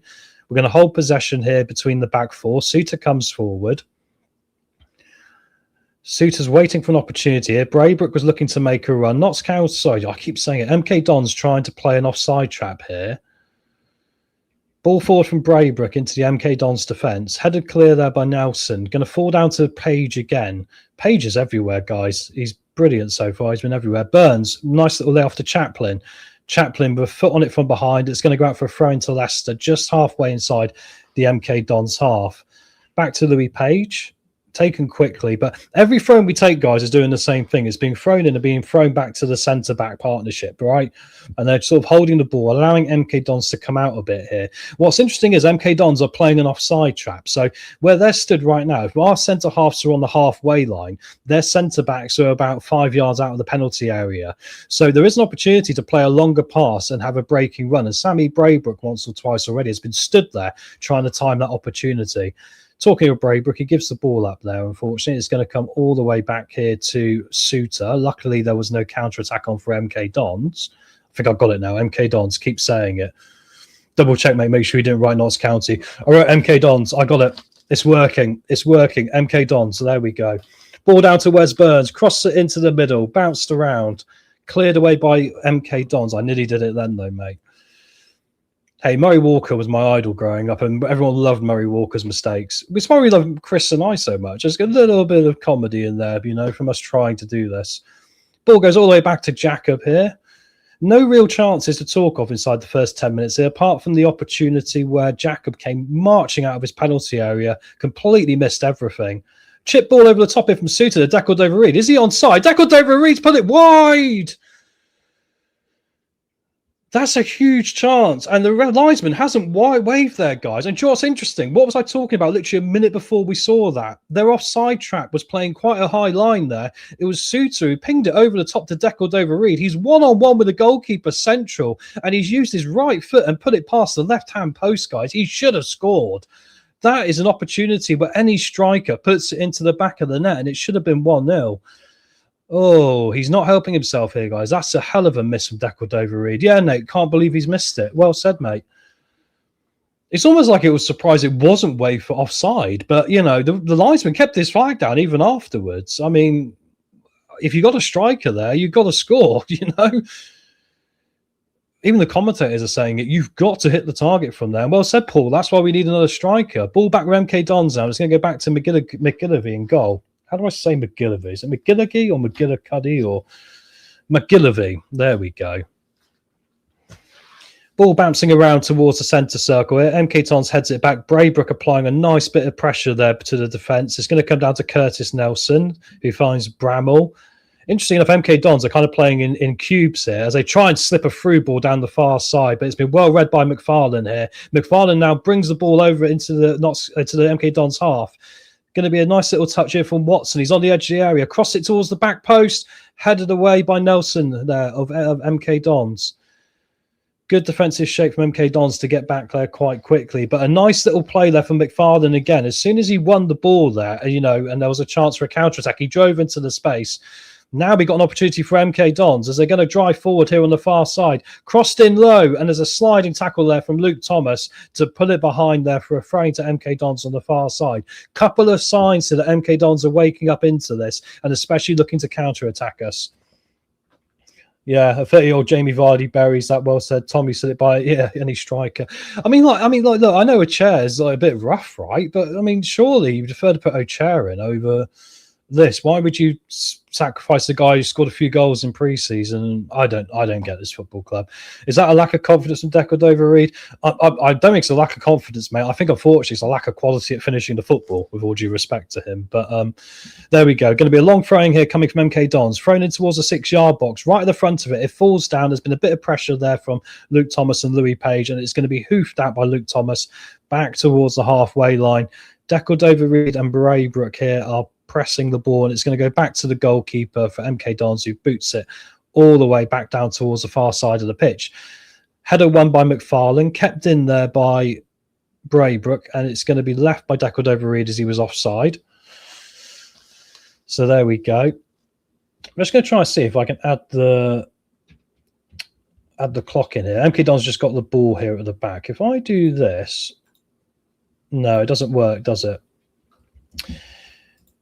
I'll have to, next time Chris is back, work out how I'm making that work, guys. I don't want to mess the clock up. There we go. We'll go with that. Look, we normally have the clock inside a nice little graphic, but for some reason I can't get them both fitting today, so I've probably got the wrong frame. Long ball forward from MK Dons here, headed down by Bramall on that left side, and it's going to go out for a throwing here to Leicester on the halfway line. I got 2 false knees. I'd do better. I think it was so central, guys. The opportunity Decordova-Reid had. It was like the goalkeeper was right in front of him. He was literally bang in the middle of the goal. He hits it with his right foot and he curls it past the left-hand post. Consequently, I think he just should have hit it low through the keeper's legs or something. Just hit it low and hard, or just slightly offside. He didn't have to go for a curling sort of effort, did he? And there we go. The thing is, it doesn't even look like he's pressing all that much compared to Bristich. That's true. We've got Connor Chaplin down at the minute here, guys. Leicester are holding on to the ball here. MK Dons are saying put the ball out because Connor Chaplin's gone down on his back here. We have put the ball out, though. We haven't put the ball out. We're still holding on to it. Louis Page there is still held onto the ball, and now we're going to play it out now. Now Chaplin's back on his feet. How bizarre was that? So Chaplin was down, guys. MK Dons were saying just put the ball out, guys, and they basically stopped playing MK Dons. Louis Page sort of waited for about half a minute and then sort of went, okay, I'll put it out. And by then he was back on his feet. Hopefully there's nothing to worry about here for Chaplin. Obviously he came into this season with a slight problem that he had to work through before he could face first team selection for us. He certainly brought a leadership quality to the team we've lacked. He's going to be taken off the pitch here for the minute, as Louis Page is apologising for not putting the ball out. What happened was there was a 50-50 ball there with Chaplin inside the Leicester halfway, and it looked like it was alongside the striker for MK Dons, Collins. And when he swiped at it with his left leg, he took his leg around the player and looked like he sort of gave himself a bit of a stinger there. But in good news, he's back up on his feet, and it looks like we're going to be okay for him to continue. So going to start with a throwing to MK Dons on the far side of the pitch, halfway inside their half. Back underway, and they throw it down to McFarlane at left back to give us possession back as we put the ball out of play. Very good of them. Suter now switches the play down to this near right-hand side where we got JJ. JJ runs into central midfield, plays it off here to Luke Thomas. Luke Thomas has got some long options ahead of him here because MK Dons are quite narrow. There's going to be an opportunity to play it to McFarlane here on the left-hand side. Here we go with Watson. Watson now trying to come inside, but shielded quite well there by Wintle of MK Dons. Comes back to the centre-backs. We're right pushed up onto the halfway line again, guys. Decordova-Reid's deep. He's got Chaplin in front of him. He's got Braybrook in front of him, and he's got Watson in front of him. Nice give and go there from Decordova-Reid. Comes into the penalty area. Going to try and get a strike away. Low cross. Deflects off an MK Dons player. Goes high into the 6-yard box. Headed clear. Braybrook picks it up on the edge of the penalty area. Leicester got them hemmed in here, guys. 15 minutes on the clock. Is there a chance from distance here? A nice 1-2 with Decordova-Reid. Some nice little intricate passing, but no one getting a strike away. Going to be an opportunity here for Watson, perhaps. Finds Braybrook on the edge of that penalty area again. Braybrook chips it into the south side of that 6-yard box. Going to be headed away by MK Dons again. They've got big players there, guys. I'm not so sure that's going to work. Counter-attack here for MK Dons. They're going to come down this near-hand side. It's going to be Nombe. Comes inside here trying to find Wintle and Collins. Going to go out of play here for a throw to Leicester. They lost that in the chaos of trying to make a quick transition, but that's probably a good indicator of what this game is going to be going forward. They were trying to play an offside trap and Decordova-Reid got through. Since then, they've dropped back into a deeper line. They've got some bigger defenders like Nelson there and Good who can header the ball away every time. We're trying to play crosses and intricate football in the penalty area, but we couldn't get a strike away, and there was an opportunity for the counter attack there. So interesting. In 15 minutes, we've seen a slight little shift here, guys, going on. Well said, Nate. Bristich might have got ahead on that. Once again, you could say the team selection so far with Decordova-Reid up top has probably been a little bit counterproductive to the process here, hasn't it? Here are MK Dons now coming down this left-hand side with Bramall. Bramall's going to run out of space because Burns is tracking him back there to cover off his defensive duties. Long ball forward from Nelson. It's going to find Collins here as it goes all the way through, and Jacob has grabbed a hold of it on the edge of the penalty area. Collins is saying basically there, sorry, it was Wiles, not Collins. Wiles was saying there was a big tug of the shirt there from Suter or Thomas. So that was an opportunity perhaps for a free kick. Interesting. I think you've got to have a bit of physicality in this game, haven't you? But I didn't quite see it was a much of a drag, but it was enough to put Wiles off his stride there and allow the ball to bounce through, to Jacob, who managed to grab it on the edge of the area and kill the attacking play here. But interesting how both teams have got two different styles of attacking here. Leicester with a patient build-up play, trying to play little intricate football in the final third. MK Dons trying to go long and play long balls from the centre-back positions, trying to break us down on a quick counter. Long ball again from MK Dons, headed clear by Suter. Joseph's come inside to central midfield here. Lays it off to Luke Thomas. Leicester pushing up again. There's space on this left-hand side. McFarlane, once again, is lined up quite well with Watson. Watson's pass, unfortunately, to Braybrook's a little bit loose, and we've given it up, but well done to McFarlane because he nicks the ball off Collins straight away there and kills the MK Dons counter. McFarlane's very impressive so far, guys. Shock horror, 68% possession to Leicester, 32 to MK Dons. If you were a betting man, you'd always put us to have over 60% possession in games, wouldn't you? So that's one thing. Going to go back here from a Luco. Sorry, not a Luco, JJ. I've got a Luco on the brain since he played so well the other day. Luke Thomas up to McFarlane. McFarlane's going to find Watson. Watson's got two players on him, trying to jinx onto that right-hand foot here on the top side of the penalty area. Lays it off to McFarlane, who'll cross it in from deep. Doesn't beat the first man, unfortunately. Going to be picked up here by Thomas. Thomas falls over, and now there's a long ball forward from MK Dons, and there's only Suter back here, guys. Luckily, it's gone quite high up to the far side of the pitch, but there's a 2-on-2 in the middle. Low cross, and Jacob reads it well and sweeps it up as the ball came across the 6-yard box. There was an MK Dons player waiting on the end of that, so that was an opportunity for them on the counter. Thank you very much, Scott. Really appreciate that, mate. We did over 100 likes last week. Over 5,000 of you joined us for the Ipswich game, which we really appreciate. And obviously, you're more than welcome, including fans of other clubs. Just keep it respectful and watch those spoilers like you can see in the top left here. 20 minutes gone here. You've got to say one big chance for Leicester with Decordova-Reid when he got played through and then completely missed an open goal. By all accounts, there was a player in front of him. MK Dons were a couple of cheeky little chances on the counter. There's another one going on now, and it's going to be played in, and it hits Luke Thomas and goes behind for an MK Dons corner here. So the last 2 minutes, MK Dons are really starting pushing into this a little bit more. And now they've got an opportunity from their first set piece of the day.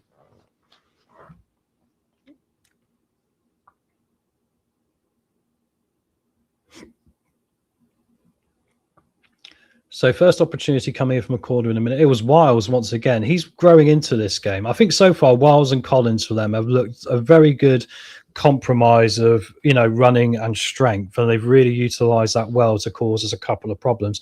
Here comes the corner now, crossed in towards the back post. Jacobs flapped at it there and missed it. It's been headed away instead by a Leicester body. Going to come all the way out to the edge of the penalty area where MK Dons will retain possession. crossed in low here and a foot on it there from a Leicester player. It's going to go out of play here for a throwing on the near hand side. Jacob, once again, his command of box there was a little bit iffy, guys. The ball went in towards the back of the 6-yard box. He flapped a hand up it like that and missed it, and it was headed clear by a Leicester body just near the goal line. So that was quite fortunate. Played in again now from MK Dons, straight through to Jacob, who's done very well there just to take this chill out of the game there, the sting of it. And he's going to roll it out here to JJ for us to try and play out from the back again. I think both teams so far have not been surprising. It's been what I've expected. We'd nice to be 1-0 up, but it hasn't quite happened. We're going to play up to the far side here with McFarlane again. A lot of our players going down the left-hand side here, I've noticed so far. Luke Thomas, McFarlane and Watson seem to be a pretty good duo between them of playing that sort of side of the pitch. We're coming down the right-hand side now, though, saying that. It's Wes Burns and JJ laying off a 1-2 between each other. Suter's going to have the ball here coming up towards the halfway line, looking for a passing opportunity. Braybrook, once again, making a run there and trying to burst his way back past Nelson, but Suter holds onto the ball and lays it off to Joseph. It's going to be one of those games we're going to have over 100 passes between the centre-backs and full-backs, and Luke Thomas plays a long loose ball forward, and it goes through everyone and straight to the goalkeeper, McGillivray. And unfortunately, it was way over hit there from Luke Thomas, and no one else was reading what he was doing. Anytime Jacob touches the ball, it triggers their press. That is incredibly true. Incredibly true. And they got players up there like we suspected, eh, Nate? You know,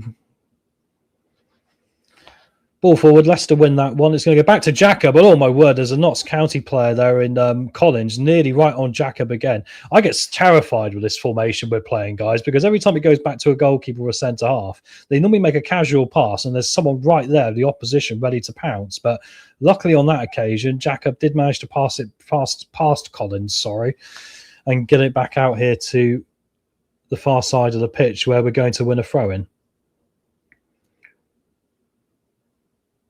Halfway the first half gone here, guys. I'm just going to move my lead there because I keep tripping on it. I think that'll be better, won't it? There we go. Throwing from Leicester. Here comes Braybrook. Braybrook's going to lay it off here down to Louis Page. He's got alongside him JJ here, where they're taking turns at inverting the fullback into central midfield alongside JJ here in that double pivot that we like to play. Going to come forward now and play it down to Wes Burns, who's creating some width on this right-hand side. Centrally here is Chaplin. Back to JJ again. MK Dons are really shielding out the right-hand side of our game quite well here. They've just got some more physical players over on that side of the pitch, it seems. Suter, a nice 1-2 here with Chaplin. It's JJ, strikes a goal, and the goalkeeper's got a hand on it and put it behind for a corner. That was very similar to the Notts County goal. That's probably why I had them in my head for the start of this game, guys. It was a strike from JJ, breaking through from central midfield, went towards the top right-hand corner of the goal, and the goalkeeper, I think, got a hand on this. Yes, it was going to go in the top bins, but luckily it was a good save from the goalkeeper for them, and it's going to be a corner. Nice little cameo there from JJ, the first time he's managed to get forward in this game, and he's got the strike away on goal. Notts again, yeah. I think it's because of the JJ thing, like I said, mate. I'll try, guys. I've got the MK Dons paper in front of me. There we go. That's better. Corner coming up to Leicester here. Going to be crossed in towards the back of the 6-yard box. There's Suter waiting as a head on it, and it's gone straight to the goalkeeper. Slightly too much on it. Thrown out by MK Dons now. Going to find a ball forward here on the far side. Oh, and there's the ball through here. Luke Thomas is over there, but the guy got past him. Trying to cross it in now, and it's going to deflect off Luke Thomas and go back to Louis Page, who's back there helping out with some defensive duties. Up to the far side, back down to Decordova-Reid, who's quite deep here into the central midfield positions. And that kills the MK Dons counter-attack and keeps us with the ball under control. Now here comes Louis Page down the far side of the pitch. Wes Burns trying to create a little run there. Found a forward pass to Chaplin. Chaplin on the edge of the D here, lays it off to Braybrook. Still a bit narrow here, Leicester. There's a lot of bodies to play through. You kind of want to get a little bit wider here. But it's going to be a corner we win anyway for Leicester. So corner coming up, guys. Second one for us, and see if we can do something better with this one. The last one went to the back post and was headed easily into the goalkeeper's waiting hands. Louis Page is coming across to take this. Pretty sure the corner we scored from so far, Louis Page took the corner, didn't he? No, it might have been Luke Thomas. But anyway, this will be an outswinger because it'll be on Louis Page's left foot here. So it's going to be an outswinger from the north side of the pitch coming into the 6-yard box. Headed down there by Wes Burns and Suter. It's bouncing around. It's hit someone's hand, a Leicester player, and it's a free kick. Harry Souttar ended up on his back there, basically, in between him and Wes Burns battling for that header. And then the ball rolled off and hit him on the hand. So they've given a free kick to MK Dons. All the MK Dons players pretty much called for that straight away. But it was a bit harsh because where could Souttar move to, really? They kicked the ball off his hand there, pretty much. Tommy should be wearing an away shirt. I sort of go into the neutral commentary thing here, guys. I sort of forget I'm a Leicester fan. I'm just sort of like, I just automatically call the game, and most of the time with the wrong team. So I do try. I mean, when we score, it'll be all right. I'll get the feel back for it as well. Here come MK Dons again now. Nombe is going to play it across the 6-yard box here. Well done, Sammy Braybrook. Comes back and reads it well. Now he's going to drive forward down this right-hand side. He finds Wes Burns here. Wes Burns has got 3 players on him. Nice little ball through there, but unfortunately Braybrook doesn't get there first. MK Dons read it well, and they'll retain possession here back in their centre-back positions. They're going to chip it forward here. And it's gone out of play for an MK Dons throwing on the halfway line. So, yeah, still the game on edge here for both teams, guys. Both teams. We could definitely do more. I do wonder if it's suiting MK Dons, us trying to play through them, because they're setting up nice and narrow, and then they're just slightly coming across whenever Wes Burns or, has got the ball. When Watson gets the ball, they're generally putting 2 on him straight away. I mean, I think that's the luxury of their formation. I'm a big fan of this formation because I just think you can cover off so much defensive ground, but you've also got the 2-pronged attack right up top. I think that's really useful for what they're trying to do here. And it's creating a very itty-bitty sort of game for us in the final third. MK Dons still looking to create an opportunity on the counter. I think they'd be happy to be 0-0 here at half-time, but I'd like to see us find a little bit more. I think if we're going to play this way, we need to turn the volume up in the final third. Quicker with these one-touch passes, like we were against Ipswich a little bit. Long throwing into the box from MK Dons. Bounces through. Head on it by a Leicester player. Goes behind for a corner. Jacob can't deny the corner opportunity. And there's going to be another chance from a set piece for the home side.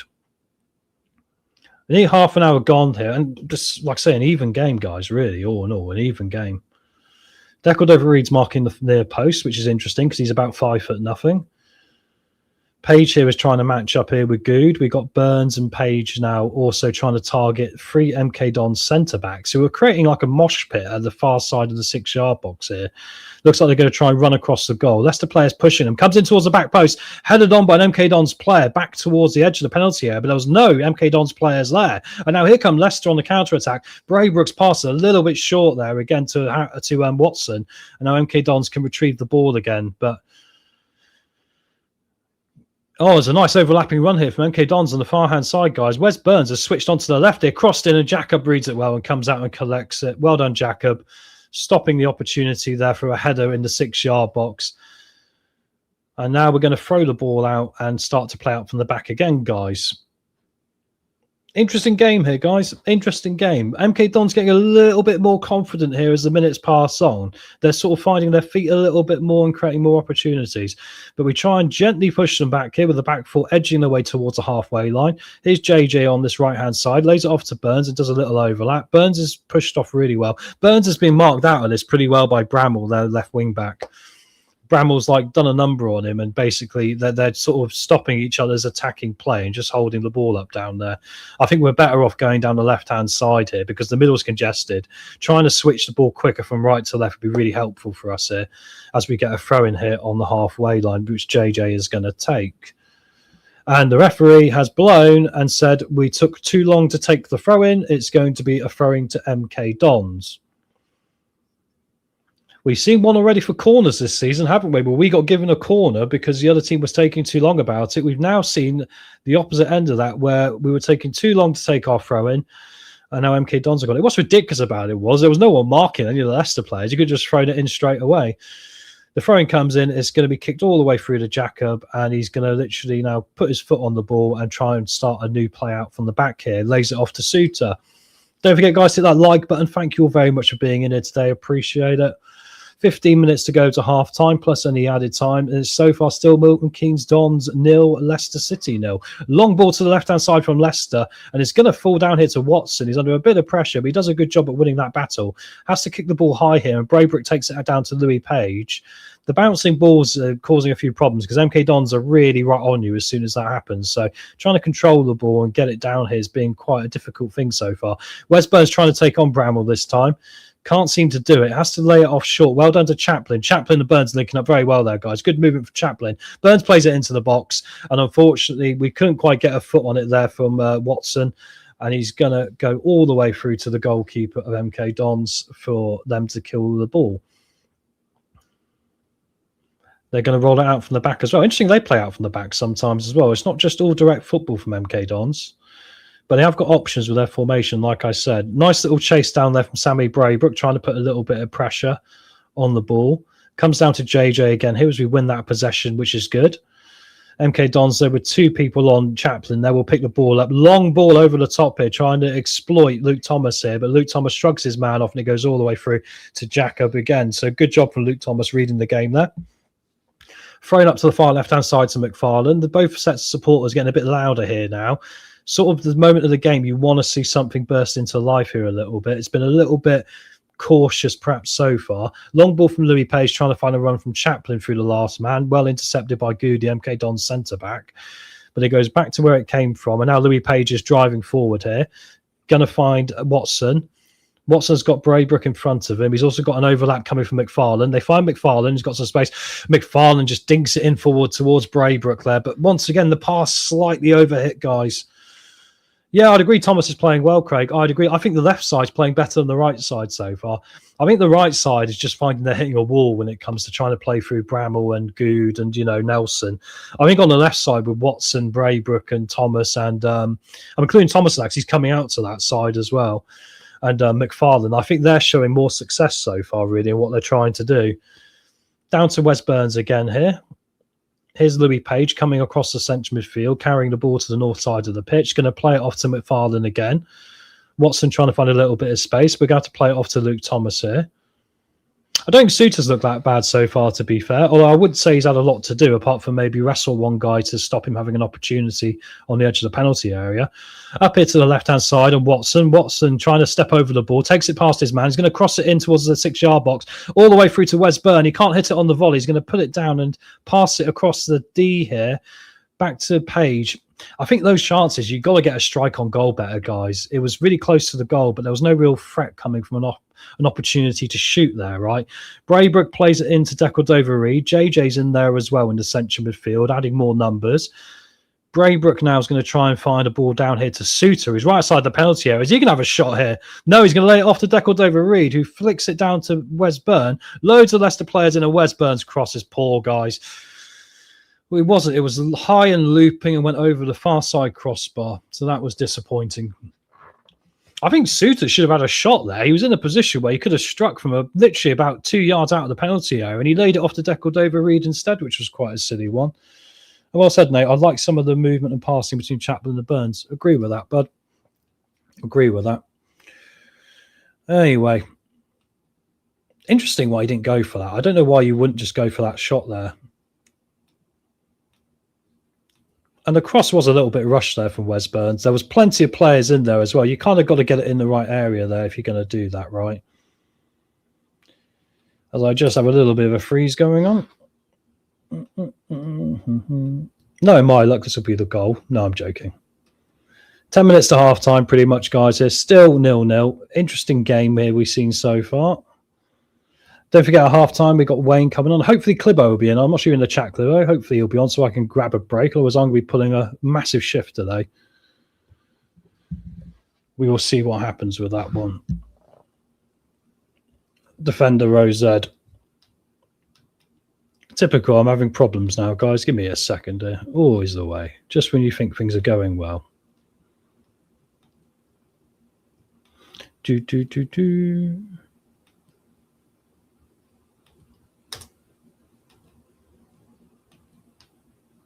Technology, everyone.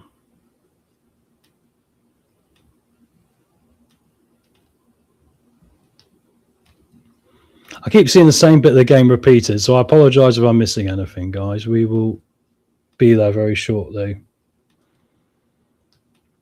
Oh, we got a change coming, have we, guys? Give me 1 second and I'll be right back online. Thank you for that. Mods are allowed to give me little bits of information, guys. Nope, that one's not going to work. Interesting, because Chaplin took a knock. earlier in the game, guys. So that doesn't surprise me if that is happening. Just let me load myself up here.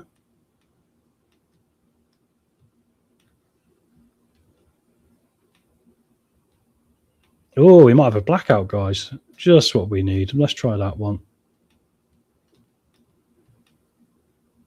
Nope, that one's gone.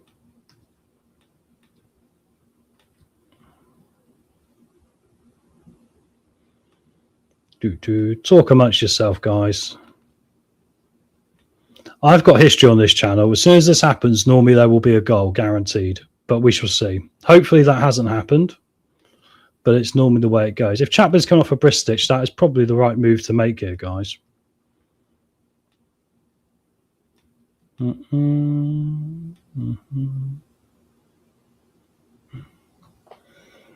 watched Robin a few times last season. Nombe knows where the goal is. Yeah, I'm not surprised by that, mate. I think he's someone who played at MK Dons before as well, wasn't he? So they've brought him back to the club after a period where he's been away from the club.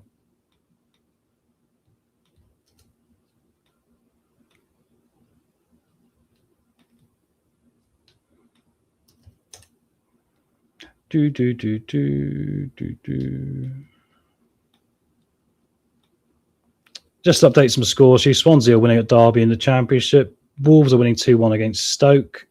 Blackpool are 2-0 up against Peterborough, guys, in the other League One game. And we are still 0-0 at this time.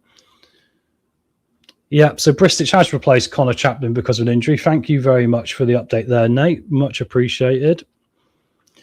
So that's a worrying one, isn't it, with Chaplin? We would hope that he would be staying fitter than that. I mean, when we signed him, he wasn't fit, was he? But there we go. All right, let's get this back on here.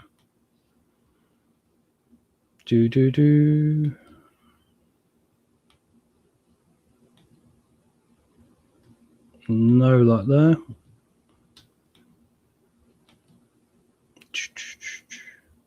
Technical issues, guys. Always the way, isn't it? Things are going all nice and smoothly, and then you get a technical issue.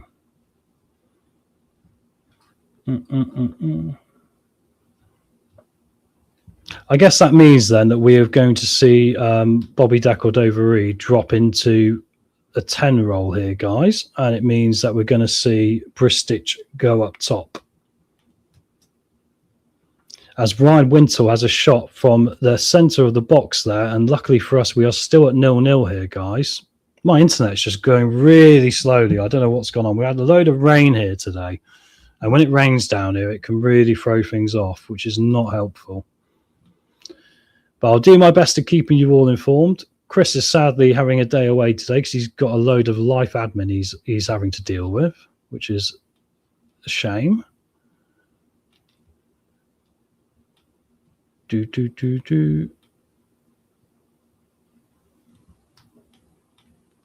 Anyway, I'll keep you updated as quick as I can here, guys. I might be done to half-time. We've got 5 minutes to go to half-time anyway, and it's still 0-0 at this time, which is a pretty good scenario because it could be a lot worse. I think it's been one of those games so far where both teams have really had opportunities, but neither one has particularly, had a main one. The Decordova-Reid one for us was probably the biggest one in the whole situation.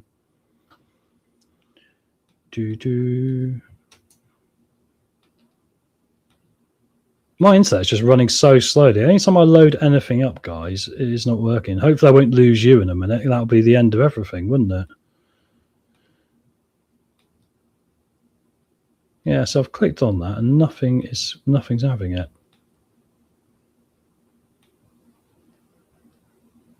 Right. That's loaded up now. That's something at least.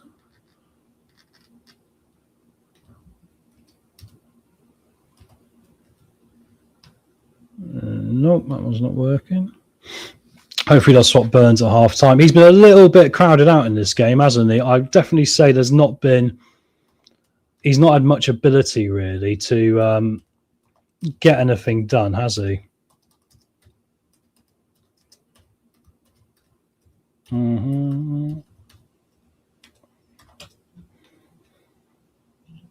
3 minutes to go to half time, guys. We've won a free kick after a foul by Aaron Collins. But really, since I lost my things here, there has been nothing much we have missed so far, which is good. I was going to say, yeah, not missing too much. Yeah, I think everyone's in the same boat because it's funny because Wayne's just messaged me, guys, saying that he's got a similar problem. This is the problem when you're a League One club, guys. You have all these problems where things just get a little bit more difficult for you. But we keep trying. It looks like we're going to get to half time in a minute, guys, and it will be 0-0 anyway. But been an interesting game so far.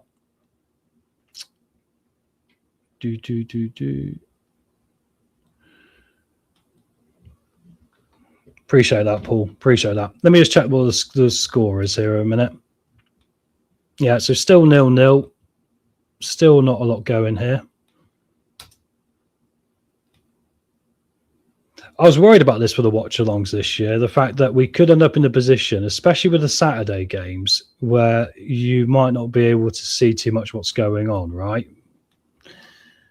So it's on Leicester, this, for relegation. At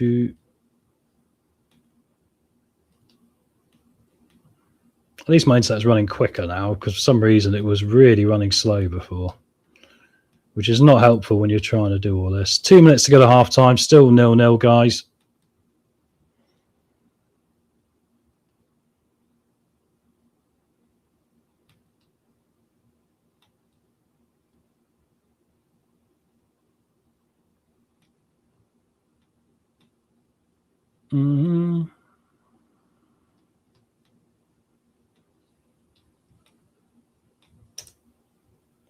Sammy Braybrook just had a shot from the centre of the box and it was saved by Craig McGillivray. So unfortunately, we nearly had a chance there from Sammy Braybrook, who's sort of coming into the game here a bit, guys. But unfortunately, he hasn't found the back of the net. The game still remains 0-0.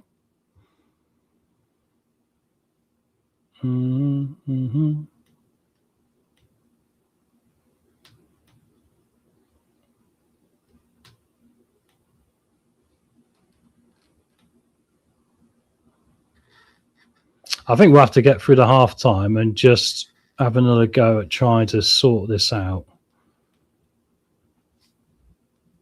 But it does seem to be a problem everyone's got by the looks of it, because Wayne is saying he's got the same problem as well, guys, which would suggest we all might be in a similar boat here. In good news, perhaps the game we can make up in our heads will be the better than one we can actually watch.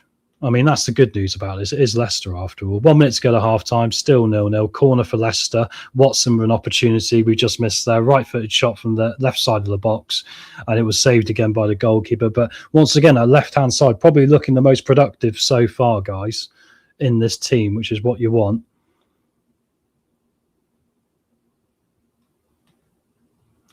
A lot of my stuff's just not loading, which is really bizarre. Like, yeah, just none of it is loading up, which is really weird.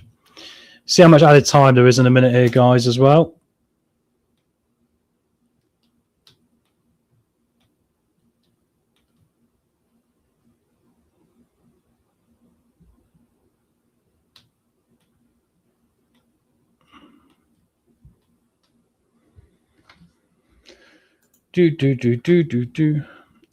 Oh, well, if it doesn't go well for the second half, I'll do some improv comedy for 45 minutes. No guarantees it'll be funny, but you get paid for the attempt, not the actual, execution, don't forget. So it's all right. Getting towards half-time now. Still 0-0. 45 minutes plus 1 on the clock. 3 minutes of added time here, guys. My clock is slightly behind, so I might as well just switch this over here. So we're into 3 minutes of added on time.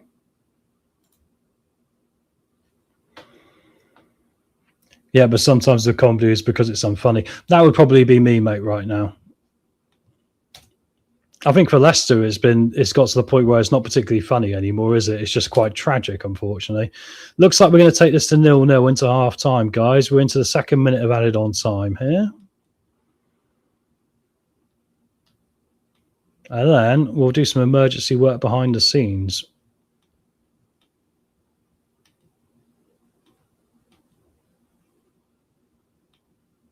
Quality commentary. Thank you, Paul. I'm always better when I'm quieter, mate. I'll put it like that. It was fine until I worked out. Well, the two problems today was, number one, I kept saying Notts County, so I had to write MK Dons in front of me. I got thrown off by the blue and black seats. And the second one is, like everyone else, we got an outage. So unfortunately, there isn't a lot I can talk about, but we are still 0-0 here. But we're just waiting for that half-time whistle, and then I'll have the boys in for half-time. Hopefully one day I'll do the commentary as a proper job. I'd love to do it as a proper job. I think that would be really cool, you know. It's amazing how none of my internet is literally working. Let's be positive. A clean sheet. We still have 11 players on the pitch. Surely going to score second half. Got it back, bud. Well, that's good news. So Wayne's actually back in here. Louis Page has just been caught offside, guys. And in a minute, we'll have the halftime show where Wayne will be able to catch you up with the last bit we've seen here, which I have tragically missed. I would have had Reese with me, but Reese has decided to go out for lunch today, which is very understandable because if you had an option of a free lunch versus watching Leicester right now, I think I know what I'd take as well. We normally have two of us. It's always the way, guys. Thank you for sticking with us, all 100 of you in here as well. I think there's a lot of people having problems today. Wayne, when it's half-time, mate, let me know and come on in, bud. I just think it's half-time now, so we should be pretty much there. Go for it. Yeah, definitely, man. Right, guys, it's half-time. It is 0-0. Hopefully we'll score in the second half. Obviously, the one change we've really seen here is the fact that we've had Chaplin come off to replace Bristich. I'm just now waiting for Wayne and Clibbo, hopefully, to pop on in, and then we can have a nice half-time discussion about all that with you. And then I can work out how to fix my problems I got at this end, right? Half-time whistle has gone. It is 0-0. We'll see you back here in just a minute.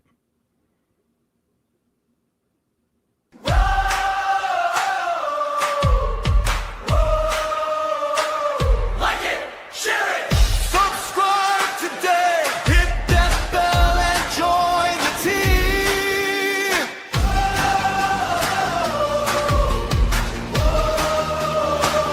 LTiDtv.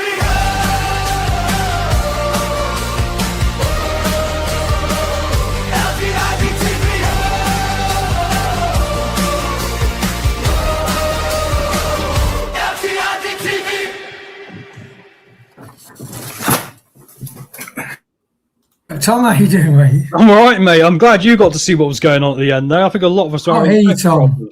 Oh, you can't hear me at all? Are you sure? Because my microphone's working. Hang on. How's that, mate? Can you hear me now? It's one of those days, Tom. We still can't. Have I pulled my wire out? I think it's your end, Wayne. I think it's your end, bud. Oh, yeah. Sorry, you can. Yeah, can you hear me now? Sorry, mate. That was me. I'd muted my I was going to say it had to be you. I was literally trying everything. I was like, well, we're tech problems. Mate, it is what it is. I mean, yeah. So you got back online there by the end of the first half. I was going to say, no, I could hear myself and I could see it on the thing as well. But, I mean, mate, what do you make of the first half so far there, Wayne, anyway? Well, as Bannon said, lots of possession, Mr. Sito. I think we look tidy on the ball. I think the function of the team is good, but I just think I made a note here: D Cordova-Reid not working as a target man, and Alves would be perfect against this kind of defence. Oh, well, there we go. It sums it up, doesn't it? And good news, looks like I've got myself back sorted now as well. Just at the moment, I didn't need to. I could stop sweating so much now. There we go. Frustrating, isn't it? But yeah, no, I think it's been a bit of a bitty first half, hasn't it, really? I mean, I think... I mean, let's talk about Bobby Decordova-Reid here, mate, because really the one chance that has come so far from the game has fallen to Bobby Decordova-Reid. And it was a good run through the defence, wasn't it, to find that opportunity? But he just didn't take it, mate. I mean, what do you make of that? I mean, is that not a call to have an out-and-out proper striker in that position? Yeah, it's... look, did he show intelligence to make the run and Suter did a brilliant ball? Yes. But I'm sorry... He didn't miscontrol the ball. He didn't control it brilliantly, but it was still in front of him. And considering his experience, to hit the ball wide of the post, that is just, it's such a crucial thing to get that goal, because we started off so well and then MK Dons came back into the game. So, yeah, that is a bad miss. That's a miss that most people on a Saturday or Sunday afternoon park football would probably take as well, you know. Yeah, just going through some chats here as well, guys. I think this is it, isn't it? It's that was the main chance. Outside of that, it's been pretty lackluster. I think outside of that, MK Dons have been more than happy to play us at this game. Just looking at the match stats here, Wayne, 72.4% possession for Leicester, 27.6% for MK Dons. I mean, but like teams expect this from us, Wayne, don't they? I mean, is there not a thing here where we're going, well, teams have already worked us out before we walk into the stadium, and there's a frustration coming from that for me a little bit. I mean, do you think there is, with Bristich coming on, at least with Chapman here, there's a way to mix this up a bit more now? Yeah, hopefully. I mean, look, I think it does a disservice to the HMS Pistol League last season, HMS Pistol League this season, with some people's mindset. That does a disservice to all the other professional football teams. So their managers have got tactics. They will have studied videos of Leicester City, know how we play. And you've got to say, MK Dons, we came out strong the first 10 minutes, but then they've got into the game, and have we really troubled them? Really?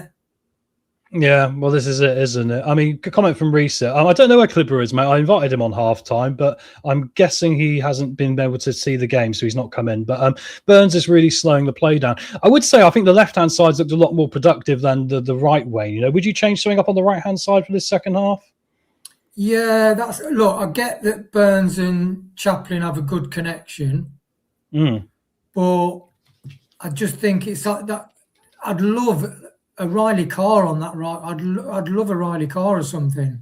You know, somebody to really directly. We don't, so far this season, I don't think we actually penetrate dynamically down the right-hand side yet. Whereas left, I think spot on, Tom. Everything this season seems to be coming down the left in general. Well, that's it, exactly. And like Broken House said, I didn't understand the team selection here. And oh yeah, Chris, how you doing, mate? Hasn't Bobby Duckett got a hat trick yet? He should have got one, Craig. He got played through 1-on-1 and just kicked it past the post. So, I mean, it sums up why you pick him, right? Because he does stuff like that. Let's talk about MK Dons a minute here, Wayne. You know, I think, like I say, they know what they're going to be expecting from us. We've sort of played them at what the sort of style of play they expected us to play, right, as well, right? I mean, how much of a threat have we got to contend with going forward here? Because, I mean, Collins and Nombe up top, they look quite problematic so far, haven't they? Nombe is a unit, isn't he? He's standing up to Sutor and you know what I mean? But what concerned me was that ball over the top. After 5 minutes, the long ball down our right-hand side, Sutor runs to get the ball. Stelarczyk realises Sutor will not get to the ball. Stelarczyk comes out, didn't get the ball, and the player crosses it, and luckily one of our defenders. But that exposed our weakness, really. Such a simple thing to deal with, and Sutor hadn't got the speed to get there. Stelarczyk came right out almost of his box, and he didn't get the ball. That was like alarm bells.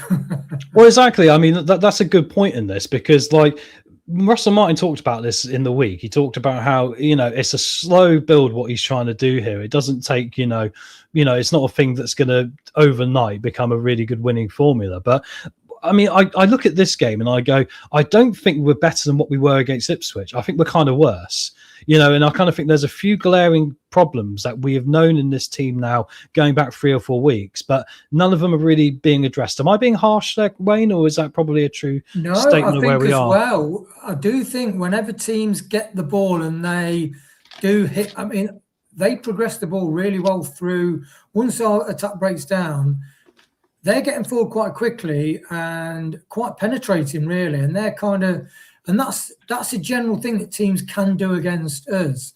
And it's like that Sutor situation after 5 minutes. If that was Buddy Aluko there, he would have got to that ball. He would have snuffed out that attack. Stelarczyk wouldn't have to come running to the edge of his box and miss the ball.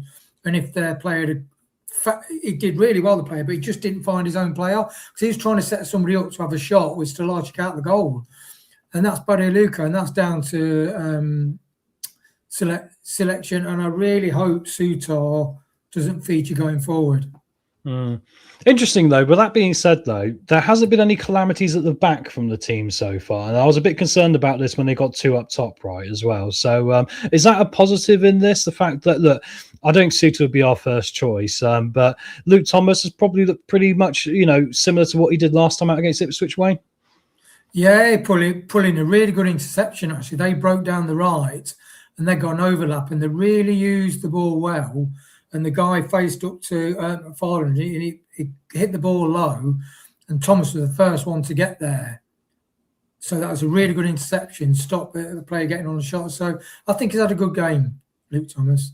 Yeah, interesting shout about Riley Carr. I mean, interesting. And a comment here from Richard: need to change the wingers for sure, and also from Armchair about both Chaplin and Burns too slow. I mean, Wayne, looking at it on the face of it, has that been the problem for us really with this style of football in the final third? Because we've had 6 shots, 3 on target to 2 shots from MK Don. So in theory, we're dominant on the stats. But is it just we're not very quick in that final third? We're not seeming to be getting clear-cut chances away, apart from 1 really in this half, maybe 2. Yeah, definitely. The reason why I mentioned Riley Carr, because I thought this will soon find out with the Jim's in the chat. Here he comes. But we need that dynamism. I get why Chaplin and what's his name? Burns. I get that they understand each other, but I do think they're too slow. I think Howell is a good idea. And Alves coming on. Yeah, I think Riley Carr as well. Alves up top as a 10 and Riley Carr on the wing. We need something else down the right-hand side. Yeah, just to see, Clibo's popped in the studio. So what I'm going to do is, I'm going to quickly grab 1 minute break for the second half, guys. You can have a chat with Clibo and get Clibo's thoughts here a minute, guys. So welcome to Clibo. If I remove myself. All right, Wayne, sorry about that. I had a little bit of mate, no situation. So what do you what are your thoughts then? Well, in terms of football, I think you can see clearly that we are going to be the best team in this league in terms of aesthetics. There's still a lot of things to work on. I think the two. I don't think Burns. I don't know whether he's just not fit, but for me, he's just not good enough at the minute. I think Watson's struggling a little bit on the other side. I think if we had the other 2 wingers on, I think if they bring them on sort of 50, 60 minutes, I think you'll see a change. I don't really think we're playing a system where an out-and-out striker is going to get much at the moment, which is frustrating. I think overall we're playing very nice football. There's a reluctance to shoot. I thought the 2 through balls from Suter were very good. And it's ironic that our 2 chances that we should have probably scored from came from a long pass, not trying to walk it into the net, But I'm not gonna be too downhearted. I still think we win this game. I said 2-1. I'm not going to change from that, although we need to get a move on if we're going to get 2 goals. There is that whole obvious opportunity for them to get us on the breakaway. I'm glad that we've changed the goalkeeping situation. I still think we, on occasions, look a little bit untidy. But playing a high line, that is going to happen. It's just one of the consequences of that type of football. Yeah. Well, it's interesting, the dilemma, isn't it? It's having that dynamism in around the box to have a gap to get a shot off. And I think we've been struggling with that. And as you said, I mean, that decoy over Reed, I mean, would you have put that one away, Clibo? I think so. Yeah, I think so. I mean, the one thing I could do as a footballer, I never made it as a footballer, but I could play with both feet. And it always surprises me. I think a lot of these footballers can't play with both feet. I just think it's outrageous. If you can't do it, then you spend the time learning how to do it. Reece leaked I had a bit of a line this morning, and I got up to a message giving me the team sheet, and It didn't fill me with confidence. I don't know what were the, in that lineup? What were the things that you didn't like then, Clivo? Well, I didn't think Suter should be playing because the last I heard, the Wrexham were on his tail, and then you hear Russell Martin saying he's not going to play players that are potentially going to be leaving. So that tells me that Suter's going to stay. Now, if he stays and puts in a shift and accepts that he's playing in League One, that's okay. That's okay. I don't think he's been too bad today, and I think his passing has been pretty good.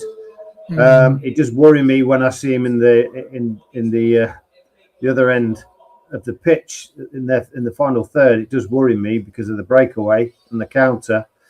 But I can't moan too much. I think Thomas and them together, I thought that's not going to work. But although Thomas has given a couple of hospital passes away, I think largely he's made some important interceptions. So they were the two I was a bit, but when I saw,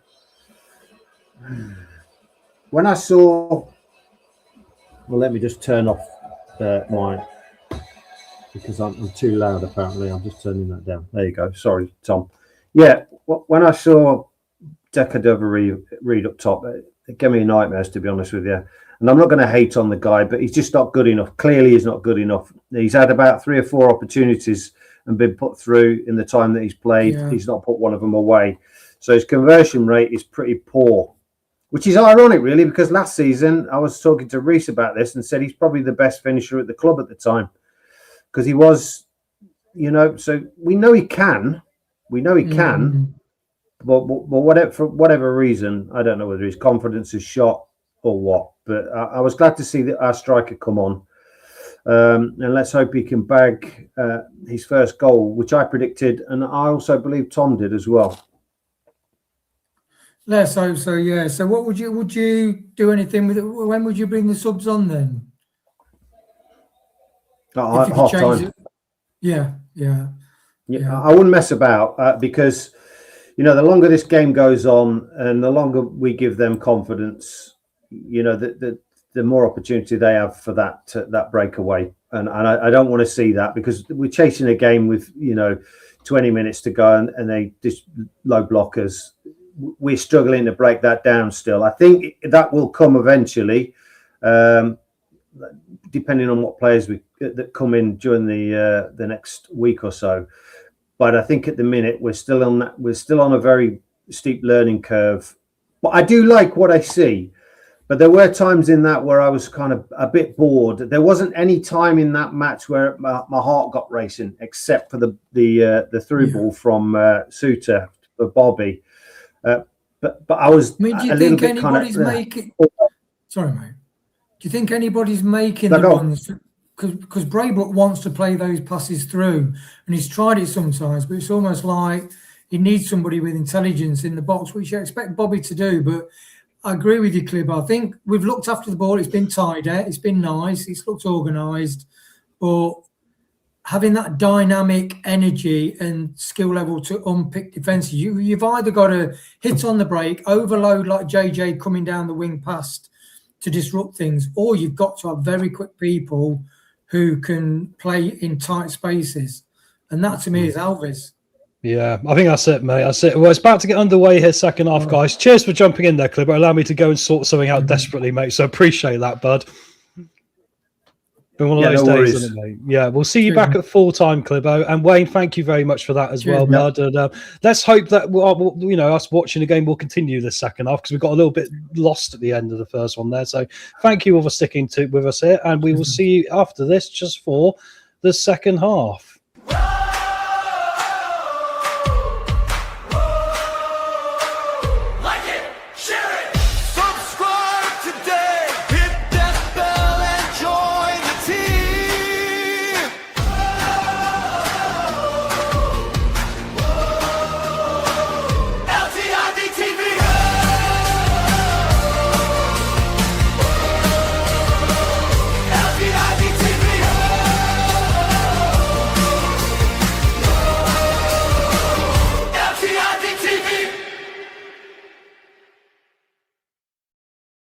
Yes, guys, and we're underway for the second half. The centre has been taken by MK Dons. It goes all the way back to Jacob. So, yeah, some good halftime discussion there. I think changes are probably what's needed. And I think a lot of us in the chat identified really well there what we think was the problem. I think the right side wasn't particularly working today, so you need to really refresh that up a little bit. And also, like I say, we just need to create some better chances. I mean, the Bobby David one was once again another red flag being put out there of if you have a striker there, you probably score. And that's got to be on Russell Martin, hasn't it? But luckily for us, it is still 0-0 as we get this second half underway. Let's hope we can turn this into our first win of the season. Leicester with the ball now at the back. Luke Thomas driving forward towards the halfway line. Lays it off to McFarlane here. Braybrook offering an option down this left-hand side. Apart from Bristich, no changes for either team as we get this underway. We're going to have Bristich laying it off here to Braybrook, who's on the left. Cross it in across the 6-yard box. Kept out by Good, the centre half there for MK Dons, who puts his foot through it. Louis Page does a good job to wrestle down Wintle there and get the ball back. Referee allows to play on there. It looked like Wintle was looking for a free kick, guys, but we will take this, and it's going to come down here to back to JJ as we try and hold possession here with MK Dons hemmed in. Bristich doing some good running to try and create a little bit of a passing opportunity. Page now, and it's going to be Declan Dovery trying to ping it in, but his pass doesn't get past his man there. Paid up to the far side of the pitch. Pretty poor touch there by JJ, unfortunately, but he does get it back at the second attempt. Can we find Bristich in the box here? We seem to be going wide and trying to get crosses in a bit more. With Bristich on now, that seems a better idea. Goes all the way back there to MK Dons here, and it's going to be kicked long by them over the halfway line in a counter-attacking opportunity, which Suter positionally reads quite well against Collins there forward. So here we go, a big 45 minutes, everyone. It definitely feels on an edge, this, as MK Dons come now and try and chase Jacob down. Jacob, a nice through ball there, all the way to Bobby David, who dropped back. Braybrook trying to play a first-time through ball towards Bristich. It will go ahead to Watson instead. Watson's been bundled over outside the penalty area. Referee says no free kick. Watson smashes his hands in the ground in absolute anger. Referee's going to have a word with him here about the reaction, I think. There's also been something off the ball here with Luke Thomas. And there's been a free kick given to MK Dons for the second part of that phase, and Luke Thomas is going to go in the book. There was a counter-attacking opportunity. He had to make a tactical foul there. And 2 minutes into the start of this second half, things are starting to get a little bit spicy here as we get things underway. Both teams are looking up for this. There was nothing in that for Watson. That was a bit too lightweight, I'm afraid. There was a little lean on the back there from Jones, the fullback for MK Dons. And then Jones kicked it long. Thomas there did a similar thing, actually, with the MK Dons forward there, Nombe, and it's now going to be a free kick to MK Dons just to this near side of the penalty area. Hi, Ashley. How you doing, mate? Hope you're doing well, bud. Still 0-0 here, guys. Do you sack Martin? I think it's too early, mate. I mean, look, you know, we've sacked so many managers, and the thing that gets me about this discussion is I can only see the club going and appointing out someone who's going to do exactly the same thing anyway. I mean, if we were going to go out and bring in a more pragmatic manager, someone who had a similar sort of thing to a Paul Warne, who has 2 or 3 different formations and has different ways of lining up for games, I would say, yeah, let's do it. But I don't see the club ever appointing that manager. I know it's bonkers. Here comes MK Dons now with a cross in towards the far 6-yard box. Goes all the way through. Jacob decided to come and get it and left it. Luckily for him, it was the right decision. Going to go behind for a goal kick. So I sack him today, no wins. I mean, there is some frustration brewing because we've heard it in the press conference this week, haven't we? How he's already been kind of justifying the process here. We're playing out from the back into trouble here again. And luckily, there was a good touch there from Thomas to take it down to McFarlane with 3 MK Don players chasing that down. Now we can play through the press quickly. Bristich lays it off to the far side. Here come Leicester. Back to Bristich on the edge of the D. Takes it inside his man. Strikes on goal. And it goes over the crossbar. First chance in anger for Bristich since he's come on off the bench, guys. And what a touch he had there for a guy his side. He took it on his right, shifted it onto his left, struck it, but unfortunately it was rising over the far right-hand post. But opportunity, he's trying to get the fans rallied here as well. You could tell he was just too eager and got underneath that. He wanted to get his first goal as a Leicester City player. Looks like it deflected, actually, to be fair, though, and it's going to go behind for a corner here. Leicester fans are good voice as we get the second half going here in the first 5 minutes, and it was a corner, so it did take a deflection. Louis Page has got a short corner option here with Watson. Looks like he's going to go for him as well. Picks out Watson. Can Watson get a cross in here? He lays it off to Braybrook on the edge of the area. Braybrook strikes and it's on goal and it's saved over the crossbar. Great effort from Sammy Braybrook. MK Don stood off Watson, Braybrook and Page with the short corner opportunity. It fell to this near-hand side of the penalty area. Braybrook went, I'll have a pop from that. And it was going in the top left corner. McGilligovey gets his hand up there and puts it behind. And there'll be another corner coming in. Hi, Digny. How are you? I think he will get on today, Digny, Harry Howe. Yeah, I mean, Watson, him and Watson have both looked pretty good so far. You've got a couple of good players there, mate. So I think he'll come on for Burns soon. Here comes another Leicester corner now for Louis Page. Going to be an in-swinger this time towards the 6-yard box.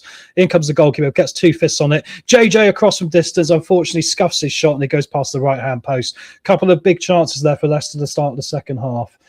MK Dons may nick this game, they might, yeah. What are the stats like? Good question, Prashant. We had 70-odd possession in the first half. We had 6 shots, 3 on target. They had 2 shots, none on target. So, but it didn't feel like we were that dominant, Prashant, to be completely honest. It felt like, you know, the couple of chances we had, we probably should have taken, especially the Cordova-Reid one. But since then, obviously, Chaplin's come off of an injury about in the 35th minute. He's been replaced by Bristich. We've had Cordova-Reid drop back into the 10 role for us, and that seems to have made things a little bit better. Bit of an arms race going on here down the right-hand side between, it was Nombe there and McFarlane. McFarlane did a good job of holding up the physicality of Nombe there, who was trying to get past him. Both players had arms over them, but MK Dons will win a corner now. The last 5 minutes of this game has been a lot more exciting than the last 30 of the first half. So there we go. Hey, how you doing? SBO 95. Not deserved to get that horrible fate. Well, unfortunately, mate, you've got to say that it's the club's fault. We've made some poor decisions that get you in this position. Yeah, he is promising. Watson looks good, though, mate, as well. He's a bit lightweight so far, I'd say. I'll tell you who's on the subs bench in a minute there, Ashley. Corner in now from MK Dons, goes all the way to the edge of the penalty area. Expieta gets a head on it as centre-back, and we're going to let it roll behind for a goal kick. So on the subs bench, we've obviously got one of the changes made already. Bristich has come on. We've still got McCarthy back at goalkeeper. Aluko, who obviously took a knock against Ipswich, so he's only on the bench. Kangas Niemi, the new centre-back we signed from FC Inter. We've got Howell on the bench as well, obviously Loney from Brighton, as mentioned. Will Alves is on the bench. We probably should bring him on soon. And we still got Cullen as maybe another striker option as Jacob takes the goal kick here and boots it over the halfway line. Didn't play out from the back. That is interesting. And now we pick up the ball in central midfield here. Bobby Cordova-Reid. He plays it forward here towards Watson. Watson with a casual flick forward that Bristich and Burns didn't read very well there, unfortunately. Now there's going to be a long ball counter from MK Dons, but a good job there from JJ to read the ball, put his foot on it, pass it back to Jacob in the goal. And now we're going to come forward again, trying to play out from the back here, guys. Nothing in this. I think Blackpool are still winning 2-0 in the other game in League One, which kicked off at 12:30 today. And now we're going to see us hold on to the ball around the central midfield area. We like to just gently push forward towards the halfway line. Still would like to see a little bit more explosive stuff here. Long ball attempt there from Luke Thomas, trying to play in Bobby Cordova-Reid, but intercepted well. Oh, and then MK Dons tried it back to us, and Luke Thomas had to intercept that through ball. That would have found Nombe through and probably onside here. Both teams playing a high line. The game getting compressed into the central midfield positions here. Louis Page now trying to take on Barcelona, the central midfielder defensive option for MK Dons, but he'll lay it off to JJ, offering some support. JJ with a pretty loose ball there, trying to find Wes Burns. He didn't quite read it. Still some communication problems here, but we'll win the battle in the middle, and Braybrook will find Watson on this left-hand side. Watson cuts inside. Can he get a shot away? He's going to lay it off instead. Shot from outside the penalty area, curling over the crossbar from Louis Page. Another strike on goal. I think that's something Russell Martin must have said to them at half-time, guys, because unlike in the first half where we were overplaying the passes and trying to play neat football in and around the penalty area, we're now seeing people trying to get away shots, you know, when they got a little bit of space, especially from the edge of the penalty area. And that was the one there for Louis Page, but unfortunately wasn't on target. Do we sell out ground now? If you talk about the King Power, we did 23,500 season tickets, which is a credit to the fans. So well done to them. But I don't think it'll be a sellout, mate. Some of the tickets are still extortionately expensive. It was £47 for a general Burton Albion ticket, which was by far the highest in League One, just followed by Sheffield Wednesday. So the bigger the name, the bigger the price, isn't it? Yes, the second half so far is a bit more proactive. Definitely Prashant. We're definitely seeing a little bit more of explosiveness in the final third when it comes to taking opportunities at striking on goal. So, but it seems to be hard work to get out of these boys, you know. What's 47 quid? If you don't get that, mate, Don't worry about it. Anyway, here comes the substitutions from MK Dons. It's going to be a throw in first, though, towards the 6-yard box. Oh, it's been headed on here by a Leicester head, and it's fallen to the edge of the 6-yard box. It's going to be struck on goal, and it's blocked by Harry Suter there, diving in. That would have been a goal if that had got away. But luckily, Suter did the job of a goalkeeper and dived in front of the shot. Going to be hit up into the distance here by Wintle. It's going to come down on the far side by the byline.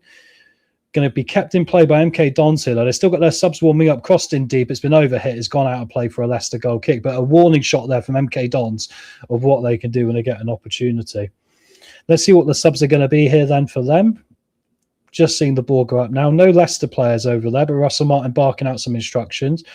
We're going to see for them a change up top, I believe. It's going to be Collins coming off here. So who's Collins coming off for? Collins is coming off for Patterson. He's got grey hair. He's been around for a while. He's mid-30s now, isn't he? Ex-Cardiff City striker as well. He's coming on for a bit of experience. So a like-for-like change for MK Dons up top here. And we've seen Barnett come on, who's a right-back, replacing Jones, the right-back. So I don't think we're seeing a shape change here from the opposition. I think we're seeing just a like-for-like change to try and get some more fresh life into this game. Anyway, here we go now with Jacob now walking the ball out at the edge of the penalty area. MK Dons closing him down. Braybrook's back there to help out and create a passing lane. Played forward here, and here comes Louis Page driving into space over the halfway line. Option to his right in Wes Burns. Option ahead of him in, we got Decordova-Reid. Going to come back down here. Played back in towards Decordova-Reid. 4 MK Don players around him. Leicester players trying to create some triangles here on the far side. Wes Burns is going to get across towards the far end of the 6-yard box. Bounces away. Bounces past Tommy Watson. Goes out of play for a throw-in to MK Dons on the far side. Mind spamming the chat, Ashley. All right, mate. Have 1 or 2 comments, mate. Don't spam the chat because otherwise people might give you a little suspension there or a timeout, my friend. All right. And once again, guys, do not do any spoilers. Obviously, if I've reacted to it and something's happened, talk about it. But before then, don't get yourself in trouble. I'm not in charge of it. I'd let the mods do their job because they're superb on this channel. But thank you all very much for being here. Throwing in for Leicester now. The referee's blown up for something here as it fell to Louis Page. And he's going to give a free kick, I believe, to Leicester for some reason. No, he's making the throw be taken again. So I don't know what that was about, but here we go. Back to Suter anyway on halfway as we camp out MK Dons into their half here. MK Dons trying to play an offside trap about 5 yards outside their penalty area. Down to McFarlane, who once again is quite inverted here. Watson with the width on the left here with the ball now. Comes inside onto his right foot. Lays it off into central midfield for Louis Page. MK Dons have got everyone behind the ball here, literally marking out those central midfield positions and trying to make the passing lanes disappear. Decordova-Reid now as we switch the play to the right-hand side. Going to come to Wes Burns. Wes Burns plays a 1-2 here into the midfield with Bristich on the edge of the penalty area. Down here again to Braybrook. Here's McFarlane. Holding on a lot of the ball here, but we're finding it hard to find a channel to get a crossed ball in or a through ball into the box. Watson now turns and strikes. It's low towards the bottom right-hand corner of the goal. If he'd gone top left, he might have had a goal there, but hits it low and hard towards the bottom right. The goalkeeper has an easy save. So that's another opportunity gone. 15 minutes into this, we've had a little bit of a go here. You're gone, Tom. Have I gone? In what way, mate? Anyway, pick up the ball here. It's going to be picked up back here to Suter. Sound's gone.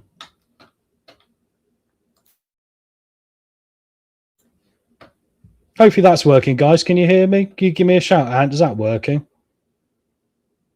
I'm okay. Thank you very much. Yeah. But a few technical problems today. It must be the nature of it. Anyway, I'll keep going on. Even if I lose sound, I'm just going to keep chatting, guys, probably. Anyway, here's McFarlane now coming over halfway. Leicester once again with bodies ahead of him here with Braybrook and all the rest of it.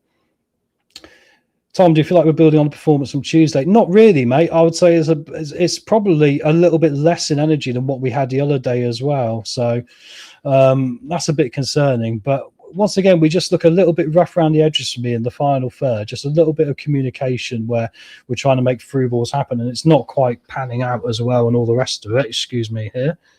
Just grab my phone because it's going off. Yeah, so I would say it's not really progress. It seems to be a little bit more of the same so far, which is a bit frustrating, really. But, you know, hopefully it'll get a little bit better as the game goes on. We pass it up to Wes Burns here. I got the wrong game loaded on my phone. Blackpool are 3-0 up against Peterborough, guys, as well. Thank you very much, Irish Warrior. Appreciate it, bud. But as you say, that we get a little bit of a jinx with things freezing up. My internet's had a little moment today where it's just been freezing now and again, which has been frustrating. So hopefully it will come back in a minute, guys. If you are ahead of me and something's happened, don't spoil it for everyone else. We're still 0-0 here. 62 minutes approximately on the clock, although I'm getting a repeated cycle of the same minute at the moment. So there we go. Wonder if we'll see any changes for Leicester coming up in a minute here, guys. I do wonder if Will Alves is going to be the guy we need to see here just to unlock the defence a little bit more. I think Watson's done all right today, but I still wonder if we get Alves on, we'll see a little bit more better variety in that third of the game, really. So I'd like to see Will Alves come on here. I don't see the point in getting Cullen on, particularly with all due respect to him. I'm wishing for a goal as well, Craig. I think a goal here changes everything for us, doesn't it? Which is a daft Michael Owen-esque thing to say in football, isn't it? But hopefully it will happen. We got a change here as well. We're going to see Harry Howell as replacing Wes Burns, guys. So for our Brighton fan in the chat, Harry Howell is on for us now, and it's probably the right decision now. I think we needed to go for that because it was getting to the point where you could definitely say that Burns wasn't working out for us very well there at all. So let's see if Harry Howell can bring that little bit of flair. He had a really good cameo for us against Ipswich the other day.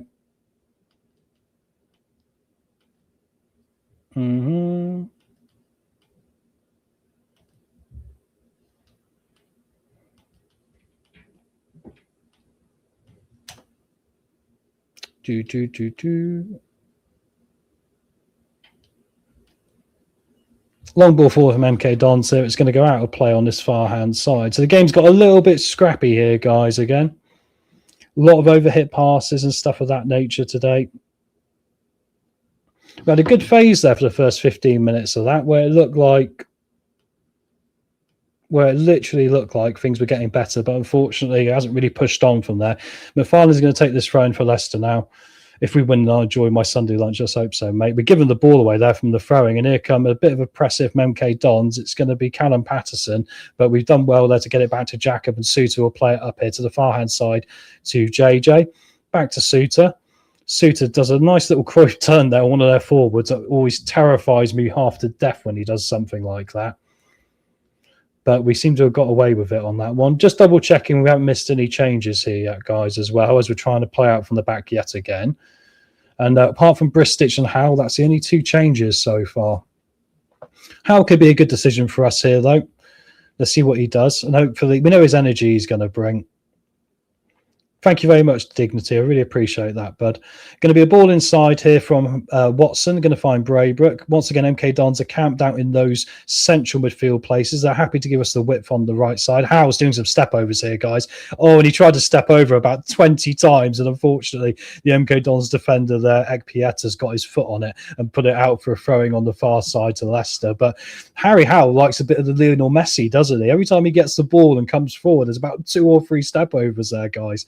Unfortunately, the ball just fell away from him that time, but I appreciate the effort. McFarlane agreed. He's coming forward here as we talk about him now, guys, in the chat. He lays it off to Watson. Watson curls it in towards the back of the 6-yard box, and unfortunately, it's gone all the way through. Harry Howell wasn't quite as alert as Wes Burns was against Burton Albion the last week when he got on the end of a very similar opportunity.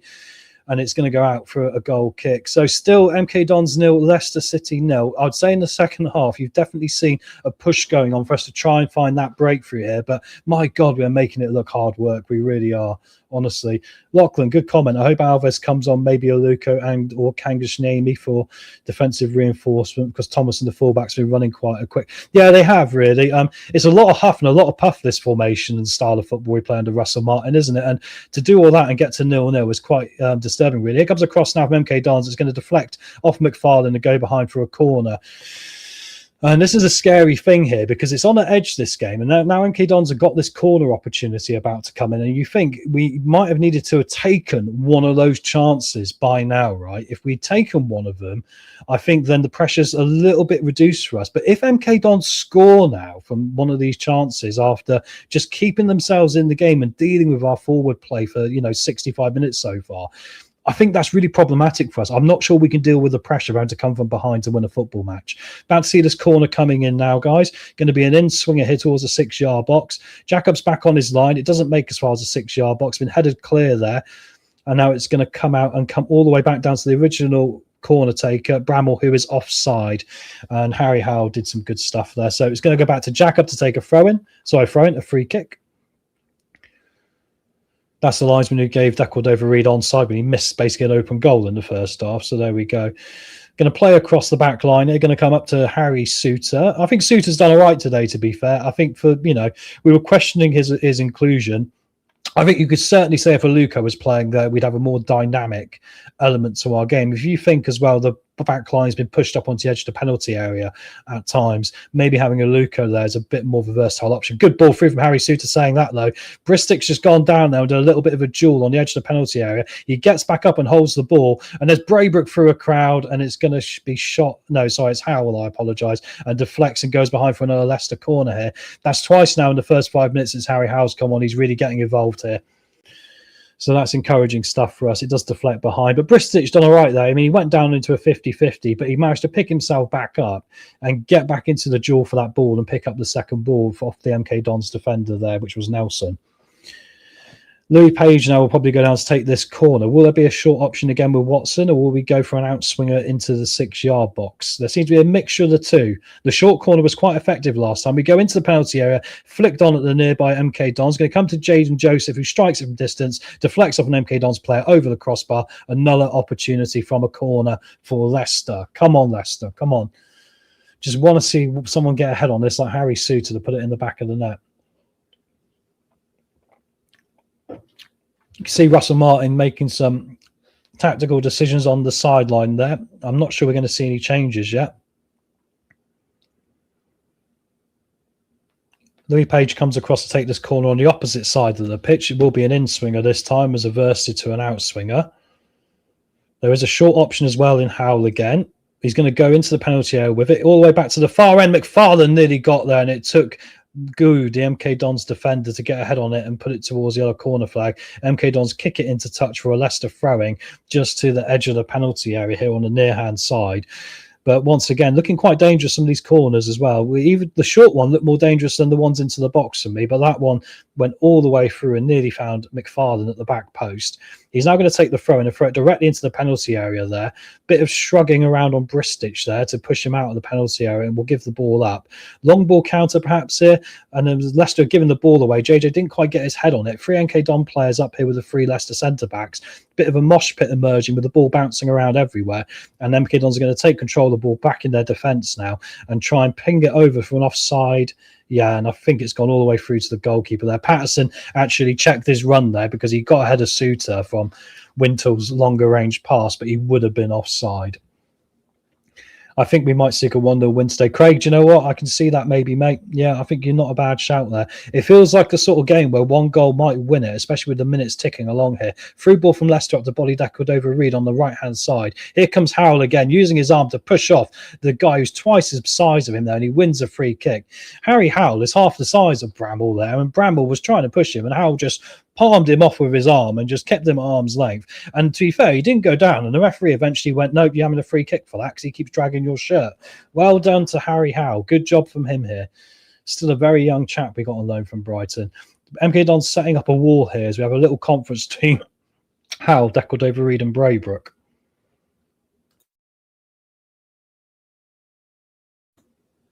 I think Braybrook would be right-footed on this, wouldn't he? Which would be going across the goal. I wonder if you want to go left-footed in towards the top right-hand corner. Perhaps you're going to get it on goal. We're having a little debate about it here. Cordova-Reid's now walking away from the scene, which is probably for the best because the last time he had a strike, he managed to kick it wide from being dead centre in the goal. Jaden Joseph's hanging back here on the edge of the penalty area. MK Don's got everyone back in the line, just about 3 lines into the penalty area. And it was a poor free kick. It was taken by Howell in the end with his left foot, and he did go for that right-hand corner, but he miskicked it, and it was about 2 or 3 yards past the left-hand post. There were no power on it whatsoever. Getting towards 20 minutes to go here. The first half of the second half, to use that terminology, has flown past here, actually. We've seen a lot more engagement from Leicester trying to make things happen. But I still wonder if we do need another change to come in a minute, probably for Will Alves. We're seeing MK Dons warming up another player on the touchline here as well. It looked like it was Sanders to me, but we'll see what comes of that here as Leicester have got the ball with McFarlane here down on the left-hand side. Played up here to Luke Thomas. He avoids Suter that time. He goes more direct to Louis Page, just ahead of him on the halfway line. We're going to find our way back to Harry Suter, though. He plays the ball through here to Braybrook. Nice touch to Decordova-Reid. Sammy Braybrook took the ball in his stride there and just flicked it to Bobby, just to the above him. Going to be crossed in from Howe here towards the back post. 2 Leicester players waiting, headed up by MK Dons. There's going to be a kick on it here, coming here from Watson.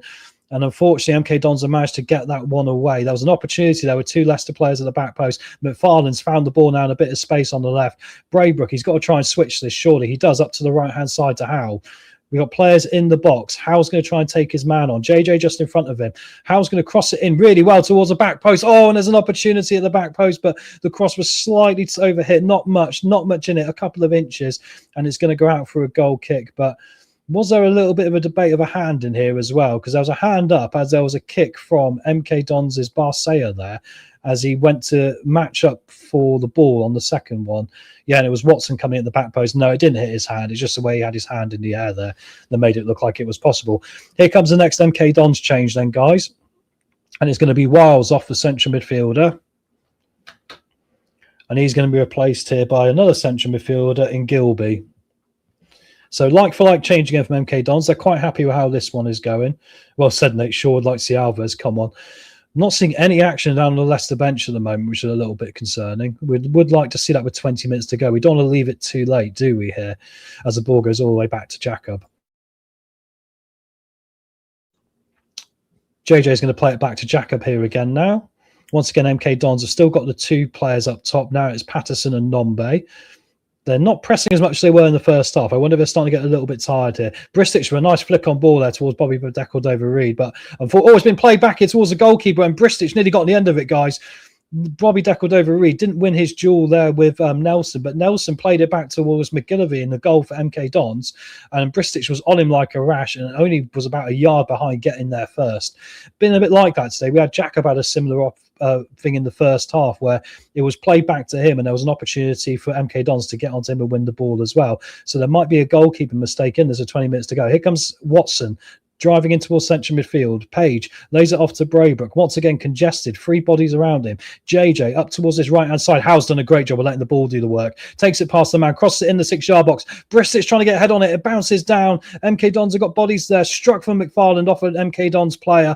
Going to come out and maybe a counter-attack now for the home side. But Nombe couldn't get the ball under control. Luke Thomas uses his body well. And he will lay it back up to Suter. And now can we go again here? JJ. Oh, this game's getting a little bit explosive now, guys. You can see both teams would like an opportunity to win this. And credit to Leicester, it seems to be all us. But there is still a lot of huff and puff. We're just missing, that final touch of getting the goal here. Here comes McFarlane again. He's so good at drifting inside and finding that little pocket of space. Then we've got Watson, cross it in towards the back post. Header on it by Nelson there from MK Dons. It will fall to JJ outside the penalty area. He's getting to a bit of a battle there by Gilby, the new chap who's just come on with some energy here. JJ, though, holds the ball up quite well. Bounces around again here. And now MK Dons are trying to counter with Patterson, but Suter's come forward and got his head on that. Going to go all the way back to Suter, and we're going to take the sting out of the game here for a second with JJ, Bobby Decordova-Reid, now Braybrook pounding forward. Good stuff from Braybrook to take upon Patterson here. Braybrook's going to get a strike in on goal, and it's off the post, guys, and out for a goal kick. Oh, Braybrook literally drove into some space there, and then he took it across onto his left hand foot, struck it towards the far right-hand corner. You could see it was going towards the corner. It bounced in front of the post, hit the base of the post, and then unfortunately went past for a goal kick, I believe. Did it take a deflection? Oh, no, it did take a deflection of an MK Dons player. It was probably going wide before then, so it's going to be a corner, I believe, is it? Or are they going to give a goal kick? Yeah, Russell Martin's saying that's a corner, and it should be a corner. Yeah, because it hit the MK Dons player, which drove it into the post. It was a goal kick, would you? Oh, that's a shocker. That should have been a corner, actually, looking at it again. But nice from Braybrook there, a nice run into space. I'll say today so far, Braybrook and McFarlane have both found the pockets of space that MK Dons have left incredibly well, especially when they've tried to narrow the game in central midfield. So they're very impressed by that. Going to be a throw into Leicester here as we approach the final 15 minutes. Down here, halfway inside our half with McFarlane. Going to throw it down the line towards Bristich. Going to be unfortunately lost there to Barnett, who's come off the bench, and he's going to go back to the goalkeeper. I think the referee's given a free kick here to Leicester. Bristich had an arm on him from Good there, and we'll take that because he didn't get one of those earlier. So there's going to be an opportunity here for Leicester to pump the ball back into the area just towards the edge of the penalty area. It's probably about 10 yards out from the penalty area on this near-hand side near the byline. So we won't get bodies in there. We're going to take it short. Run into central midfield here. Luke Thomas done a good job there to pick out JJ. Across to the right-hand side. Now I might need to switch play again because MK Dons have got players. House doing so well at taking on his man. Gets past him, gets shrugged off it, gets pushed a little bit, and he'll go behind for a goal kick. I mean, Howe, to be fair to him, I mean, I've seen Watson a couple of times in this half. When he's taken a little push, he's gone down straight away and tried to claim for it right. Howe, every time he's been pushed, has just stayed on his feet and just kept going. I mean, I think that's a credit to him, really a credit to him, especially when he's got such silky feet, and he's really made a massive difference versus Wes Burns, who hasn't got half of the skill at his feet from those positions, right? Massive amount of Leicester fans in Milton Keynes today. Well done to you all. Look, see you all there. Goal kick out from MK Dons, headed on by Patterson. Foot on it there from Luke Thomas back towards central midfield. A bit of space here for MK Dons now, and Barcelona going to be intercepted well by JJ, who stood his ground in central midfield there and didn't go out wide to, close down any opportunities there. And there's going to be a free kick won here by Leicester as MK Dons once again get a little bit physical on the edge of the penalty area with Wintle. Braybrook does a good job to win that. The referee's getting some stick here from MK Dons because MK Dons are saying you're giving everything to Leicester now, but they are playing a very physical game here. And in some ways, I know it's frustrating it's 0-0. We need to go get a winning goal here. But I think, bearing in mind, a lot of our lads are a bit smaller. They are standing up to the physical battle pretty well here. Free kick's going to be taken short. We're going to get it up to Louis Page. Still no signs of a Leicester change here. I probably would get Alves on here for Watson if I was the manager. I just think that could be the clincher now that makes a difference. Talking of Watson, here he is on the left-hand side, taking on his man, drags a bit of space, crosses it in, but the cross is poor, and is going to go behind here, and it's a goal kick. 124 viewing, guys. Thank you very much for joining us today. It is still 0-0, but if you could do the like and subscribe and all that jazz, it'll be much appreciated. So thank you all very much for joining us, and stick around. We've got a good post-match show for you today. It'll be myself, it will be Wayne and Clibbo, and maybe Reese if he's back from his lunch. I'm not sure if he's back or not. If you are, mate, you're more than welcome. If not, it'll be the three of us, and we'll be going through everything we've seen today in regard to this Leicester performance at Milton Keynes. Now here come MK Dons on the far side of the pitch. They won a free kick there. JJ got a little bit close to him, and the MK Dons winger went over his leg, and it's going to be a free kick from about 10 yards outside the penalty area on the far side. Thank you very much, Craig. Much appreciated, bud. Appreciate the support, guys. Yeah, I mean, he ran past JJ, and JJ left his leg in there, so he just sort of fell over it. So you're going to get those. Luckily, the referee didn't book him, though, and for a game that's been so physical, very little in the way of bookings so far. Is this about to rain on our parade? We've got Bramble stood over this, the left wing back, who's going to take this possibly. A one-man wall with Howell in it, so he's on that side. He normally is on the pitch as well. Leicester players in a line on the edge of the penalty area, crossed in. Was there any offsides perhaps? Goes all the way through, and Jacob, stepping backwards there, gets it into his hands and now rolls it straight out to JJ. Immediately trying to play through them here when they've got a lot of players forward. I get a little bit nervous about that. But Suter has a good reading of the game there, credit to him. And he finds Louis Page with all the eternity in the world here to get forward in the central midfield. Going to come down here to McFarlane, who once again push forward. Lays it off to Watson. Watson, though, and McFarlane aren't quite on the same page there. And Watson unfortunately killed the progress of the ball a bit, and now it's going to go out and play for a Leicester throwing on the near hand side. I think if someone's going to win it, it's going to be us, but we've got 12 minutes to do this, guys. Watson back up here to Braybrook in the central midfield. Back to Decordova-Reid. Decordova-Reid's amazing. I've barely noticed him in this half, which sums up, it's amazing. If Cullen's there, Decordova-Reid's there in that position. It's generally the same for all of them, isn't it? Bristich has kind of come over and done his work for him at times. Here comes across somehow, and in towards Bristich, headed on by Good there. If we got ahead of Good, there would have been a chance on goal. Comes to McFarlane on the edge of the penalty area. Going to play it back down here with Louis Page down to Watson. Watson plays it into Braybrook. Braybrook checks over his shoulder, tries to drag Nelson out here. And unfortunately, it's going to go out of play, I believe. Hang on. As usual, just as the game was getting good, I had an internet cock-up. Isn't that typical? But we're entering the final 10 minutes in. We won a free kick from that anyway. A foul from Alex Gilby.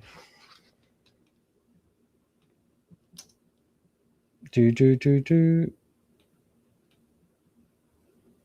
to be a substitution coming up here again. Is this the same one I've just seen, or is this a new one? Let's have a look. It's not for Leicester, guys. It is for MK Dons. We're seeing Cullen about to come in here, guys, and Will Alves is warming up as well. So there will be 2 Leicester changes coming as well here, guys, with 10 minutes to go. For MK Dons, we're seeing Good come off the centre half. Is this going to be like for like, or are we going to see a change in shape here? Good has come off. Who is this coming on? I don't recognise him. We've got Sanders coming on, who I believe is a midfielder for MK Dons. And Good is off. Barlaser. Okay, so no, Barlaser, the deep line midfielder, has come off here to be replaced by Sanders. For Leicester, it's going to be Watson coming off here, guys. And I think that'll be Watson for Alves, I believe, which would be a good move. We haven't been allowed to make our substitutions as the game gets underway again. We've got McFarlane here with the ball. So MK Dons, I believe, now made all their subs, guys. We still got ours to do. Yeah, it was Sanders on for Good. Maybe Sanders is a centre-back. I must confess, I can't quite remember. Let me have a look. Going to go all the way back to Jacob here. They've switched to like 5 at the back now, MK Dons. You know, sometimes they end up going with sort of like a 4-1-3-2 or something like that, with the wing-backs becoming wingers. In this game, it's very much been a 5-3-2. I mean, we've not given opportunity for Bramall or Jones, who's now been replaced by Barnett, to really get out for them, right? So Silvera's come on as well. He obviously was a free transfer from Middlesbrough. He's a winger. Here comes Watson coming into the penalty area for Leicester. He might be on his last chance of the game. Deckled over Reed from outside the penalty area, and like his shot in the first half, it's gone high and wide, and it's not on target. Let's say we get Deckled over Reed off here, maybe for Cullen and Alves for Watson. That'll be my prediction, what we should do here anyway. Frustrating one. Suter's gone in there, one of the MK Dons players, guys, as they try to launch a counter-attack. He's brought him down. Referee's allowed play on. Here come MK Dons. There's going to be a 2 versus 1. The ball's going to come across here, and there was a little push from Patterson on one of the Leicester players, and it's gone all the way through here. Now here come the Leicester changes. We're going to see Cullen on. Come on, show me the ball. Cullen's on for Watson, which is probably about right. I imagine we're going to see a shift in position there between them as well. And we're going to see Will Alves coming on again as well here. So Will Alves is going to go out left, guys, and Cullen has replaced Deckled over Reed. So my suspicions were correct. Deckled over Reed's been the like-for-like replacement with Cullen, and we've got Alves going on the left-hand side here to replace Watson. So Leicester with the ball now coming down this near-hand side, and it's going to be winning a throwing just inside our half here, guys. Final 10 minutes. Can we win this game? We're definitely going to talk about post-match the Russell Martin style here, because it's a lot of huff and puff list, and I just wonder if there's better ways we can do things. But I did think that in the summer when we appointed him, right? So there we go. Throwing goes all the way through to MK Dons and all the way back to McGillivray in the goal. He's going to lay it off here. It looks like MK Dons have tried to switch a few players further forward here to try and steal this one. They obviously have drawn their last 2 games here. This will be a 3rd draw in a row. They have like literally the range of scores as well. They had a 2-2, a 1-1, and this will be a 0-0 if it finishes the way it is. Ball into a bit of space now for Luke Thomas for Leicester, who drives over the halfway line. Going to come down here, and he's going to find Alves. Alves takes it around the man, gets to the byline. It looked like he went out of play to me. Yeah, it did go out. No, the referee saying play on. Joseph from distance hits the crossbar. You know, and the referee has finally given it as being out of play. It was out of play. Well, Alves overran it, guys. It went behind the goal line. He then played it across, and it fell to Jaden Joseph. The MK Don players are saying it was out of play. It looks like the referee hasn't given that. I'm going to see it here again. And then Jaden Joseph hit the crossbar. It was miles out. The referee's had a stinker there. If that was against us, we'll be fuming. It was literally a good yard off the pitch when he kicked it across. And then JJ just went, right, I'll hit this. And it hit the top of the crossbar. Goodness me. Yeah, and he gave a goal kick, so he didn't give it for the ball going out of play. How weird is that? Long ball forward from MK Dons here. It's going to be one in the second ball by Leicester, by Louis Page, up to Suter. Going to play it across here to JJ, who just hit the crossbar. If it counts as a strike on goal, I don't know, because was the goal kick given for the bit before, for the bit afterwards? Who knows? Ball's going to be shielded out of play by MK Dons on the far side of the pitch, halfway inside their half. And they're going to get a throw in here. Here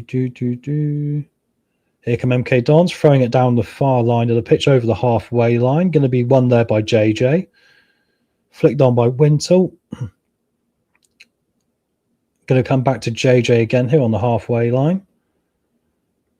Going to come forward, and there's been a little trip there on JJ, and the referee will give the free kick. Interesting enough, the linesman was right by that, and he didn't flag for that, but he's given the free kick there as JJ went bundled over. Just to give you the match stats here as we enter the final 5 minutes, MK Dons have had 5 shots with none on target, 10 touches in the opposition box. We've had 20 shots with 5 on target, with 27 touches in the opposition box, and it's 0-0.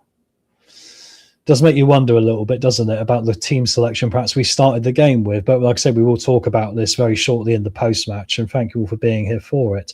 Suter now going to take the free kick short.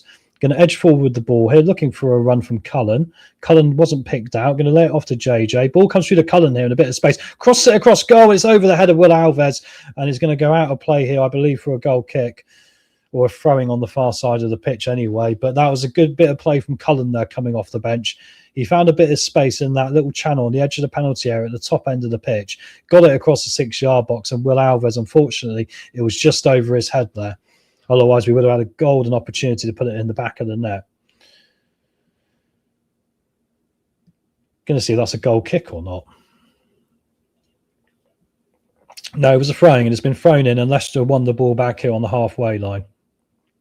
Yeah, Page has done a job today. I think you could definitely say the problem is we're not a complete team yet. I think there's a lot of individual better players than what we had last year, definitely. But we haven't quite got an edge. I mean, we do probably need another strike here. I mean, starting Declan over Reed up front, it shouldn't have happened again today, but it has. It can't happen again. Going to be a ball there played off Alves. They're saying it's a hand ball, but they kicked it directly off his hand, MK Dons. They hoof it long here, trying to find Patterson. Good job from Thomas, who's gone down there. Looked under a bit of pressure from Patterson, but he's done a good job of winning that. Louis Page here doing some good footwork here to kick it off an MK Dons player. Put it out for a Leicester throwing here on the near side. A lot of hard work for a 0-0 this. Could really do with just pushing this on. Reminds me of the Notts County game a lot, this. Probably why I kept saying Notts County in the first half a lot, guys, rather than MK Dons. Similarities in it, you know. Lots of opportunities, perhaps, but not taking enough of them. Going to come back into Luke Thomas with the ball. We'd like to see a little bit more urgency here in getting the winning goal. McFarlane drives into central midfield. Nice little 1-2. Unfortunately, the flick onto Bristich wasn't read very well by the forward. Comes back to Braybrook, though. Oh, he should have gone longer there. But they found Cullen anyway. Cullen now is going to play it off it to the right-hand side to Howe. Howe comes inside, takes it through a man's legs. He's had to lay it off here to Braybrook. Braybrook on the edge of the penalty area, down to Bristich, who's outside of it. Bristich strikes him outside the penalty area. That's always going towards the goalkeeper. Through a crowd, down towards the goalkeeper's right. Not enough power on it. Well saved. Yeah, I think Cullen, to be fair to him, since he's come on, I talked about him being a bit of a visible man the past few games. He's found pockets of space, and the Leicester players have been finding him. But unfortunately, Bristich is still a little bit too deep for my liking here as well. Goal kick long from MK Dons. Going to be real well shielded there by Harry Suter. Goes out of play on the far side of the pitch, and it'll be a throw into Leicester City just to about 20 yards west of our corner flag. Still would like to see a little bit more urgency. Is it time to chuck Suter up top here? We really kind of need 3 points. I mean, we don't want to do the Rangers thing and draw every game and then lose the odd one, do we? MK Dons have the ball in their half here. We'll see soon how much added time there is. Ball going to be played forward. Going to go all the way through to Jacob. Jacob rolls it out to Luke Thomas. Only one striker up for MK Dons at the moment here. I think they've readjusted their shape a bit. They've got a diamond midfield going on with 5 at the back as well. So I think they'll be quite happy to take a draw here while maybe looking to nick one on the counter. Will Alves cuts inside, crosses towards the back post, header on it. It's dropped in front of the goal. Oh, it's an open goal and the MK Dons players got there first.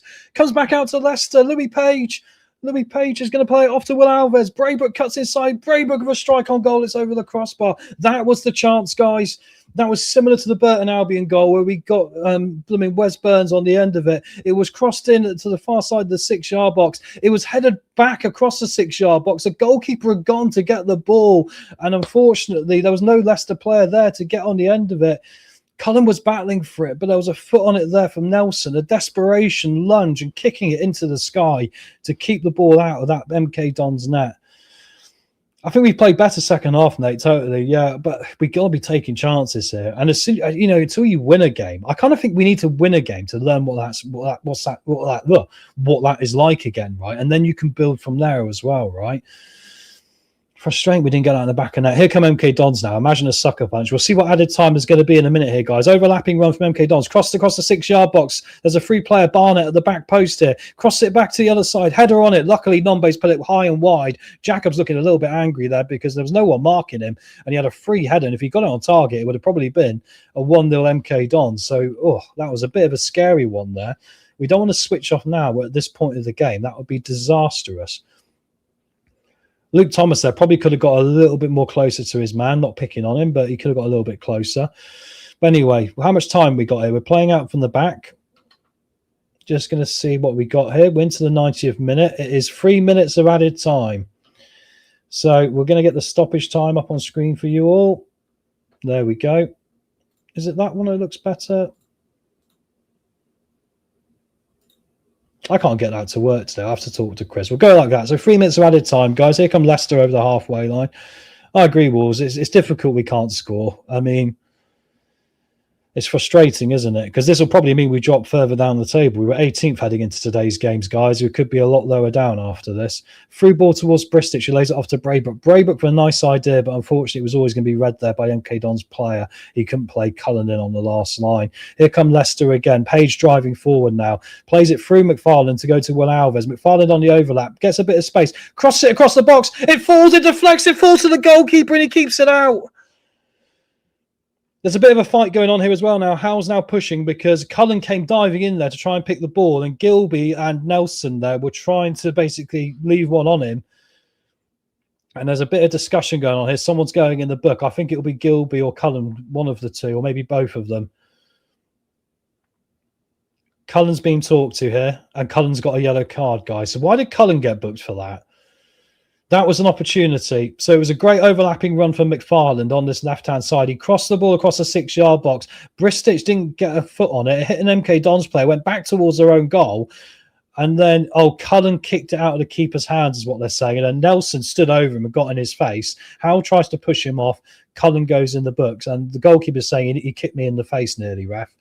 I mean, McGillivy's a big boy. He's got up there and just basically said, he's kicked me there, ref. Goal kick out now. We've got a minute to go here of the added time. Looks like it's going to be a boring 0-0 draw here. Well, I say boring. I guess we've had chances, but I definitely say the second half we've been the better team. I mean, the stats will show like a story where Russell Martin can pipe on in press matches about how we were dominant in the game, but clear-cut chances, we didn't create that many, unfortunately. Going to be a long throwing in now from MK Dons down the byline. Headed down by McFarland in towards the penalty area for MK Dons. There's a bit of a battle here. Leicester players are back, but there's going to be a strike from MK Dons. It deflects and goes to Jacob. Ooh, luckily that little deflection took the sting out of that. Otherwise, that would have been a sting at the end of the game for us as it would have rippled into the back of the net. Ball thrown out to McFarland. We're not going long here. We're trying to play out from the back again. 30 seconds, guys. You've got to get this forward. Got to get this forward. Here comes Suter. There's a run from Bristich. You've got to play the ball there, Harry. He was literally making a run. You've got to go for it. Going to come back to Louis Page, who's driving forward here. Just lays it off to McFarland. Someone make a run in front of him. Come on, lads. Here's Will Alves. Come on, Will. We've got 15 seconds. Cuts inside. Cross it towards the back of the 6-yard box. Headed down. Going to fall to Braybrook. Can he get a strike away? Takes it round one man. Loses the ball. Tries to dive in to win it back. Strike from Louis Page over the crossbar. That will probably be that, guys. There's going to be a corner, though, deflected off someone. We're trying to rile up the Leicester fans here for a last chance. There's going to be Louis Page from the corner. Will we have a chance to take it? We're past the 93rd minute now. Come on. Is this chance going to come in? There's players at the back post. Suter's up. Thomas is up. We haven't brought the keeper up. Goodness, remember last week when someone did that against us? Bringing the keeper up. I can't remember who it was, but someone did it. Anyway, it's going to become the corner in now. This might be the last action of the game, guys. Might not even have a chance to get in. Crossed in towards the 6-yard box. Header on it. Unfortunately, it's going to go away for a free kick to MK Dons. And the referee there is going to blow. And it's going to be a full-time whistle. Milton Keynes Dons 0. Leicester City 0. We are at full time, guys. I'm just going to play this for you all, and then we'll get to the post match and get your comments in. We'll go through your comments today on the post match as well, guys. As well, I had much chance to make any notes there with the commentary, so we'll see you in a second.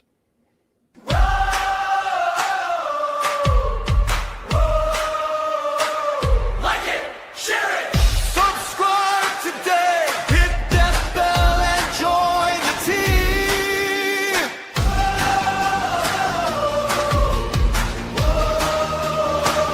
LTiDtv.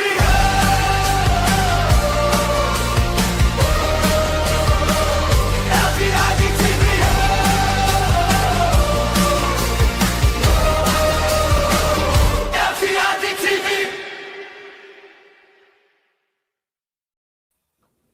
Yeah, so welcome back to the boys. Welcome back, Clibbo and Wayne. Wayne's, I think, away at the moment. Oh, there he is. Right, guys. So 0-0. Clibbo, I'm going to come to you first, mate. What's your first thoughts on the 0-0? Not good enough, was it? Let's be honest. I'm not going to come on here and slate people, but I do think that was what played out to be the wrong starting lineup. When you saw the substitutions come on, things picked up. However, you have to say that Milton Keynes defended very well, and defence is part of the game. So it's difficult to make a case that we deserve to win because they defended as well as we attacked. A lot of teams are going to play this way against us, and we've got to find a way to break them down. And with the starting lineup, we weren't able to do that. Ironically, we couldn't do it with the second lineup, but we certainly looked more of a threat consistently. And I think had we started with Alves and Howell, whether he's fit enough to do 90 minutes, I don't know. But I think we probably would have scored. I thought the striker, Bristrich, had some nice touches. It'd be nice to see him get off the mark. So I think he will start to score, but we've got to start feeding him. Yeah, lovely. Wayne, your thoughts there, bud? Pretty much same as Clibbo, really. Defensively brilliant. They're not going to probably score a lot of goals this season, but they have a good system that seems to work and will get them to a certain level. And as Clibbo, it's Russell Martin's job to pick a side to unpick that. It's like Enzo in the Championship. Enzo, once we'd got established lead, then people started sitting back. Enzo could not unpick those Championship sides towards the end of the season because they were organised and we played too slow football. He slowed the game down. And in this league, with so many teams going to sit back, we need ways of unpicking or playing forward very quickly, or having high skill levels and inventive, ingenious wingers or attackers that can get in between gaps in those organised defences. Who's that person in our squad? Will Alves. He's the number one person that can do it. Yeah, I think him and Howell in particular today were like the ones that most likely to. Watson did okay in the first half, but I think Alves definitely, when he came on, added a little bit more there as well, especially in fretness. Clibbo, I'm gonna read some stats here for you, mate, and see what you make of these. So overall possession today, MK Dons 24.4%, Leicester 75.6%. Shots from MK Dons 7, 1 on target. Shots from Leicester 24-7 on target. Total touches in the opposition box, MK Dons 14, Leicester reversed 41. I mean, does that to you, mate, suggest that, like what Russell Martin was saying in the pre-match conference this week, that if we stick with this long term, we'll get a breakthrough in a minute? Or is it quite frustrating, the fact we had all those chances and couldn't capitalise on it, mate? Well, it's a little bit of both, really, isn't it? And I don't want to be sitting on the fence. I mean, what it does prove is, again, we've got superior players. It's about finding, that balance point. How far do you want to take this? It's all about looking pretty. Well, listen, I like, attractive football like the best of us, but the stuff that gets me off the seat is the nice pass that splits the defence, that nice run down the wing, that cross. So, possession is all very good, but if you're not using it to its maximum potential, which we're not doing at the minute, then then stats are just useless. I think one of the key things is we were holding on to it too long on the edge of the box. There was opportunities to cross. Then whoever was on the wings would take that extra touch, particularly Tom Watson, and I think Braybrook at times as well. Although I'm not going to slag him off because he's exceptional. We hit the bar twice.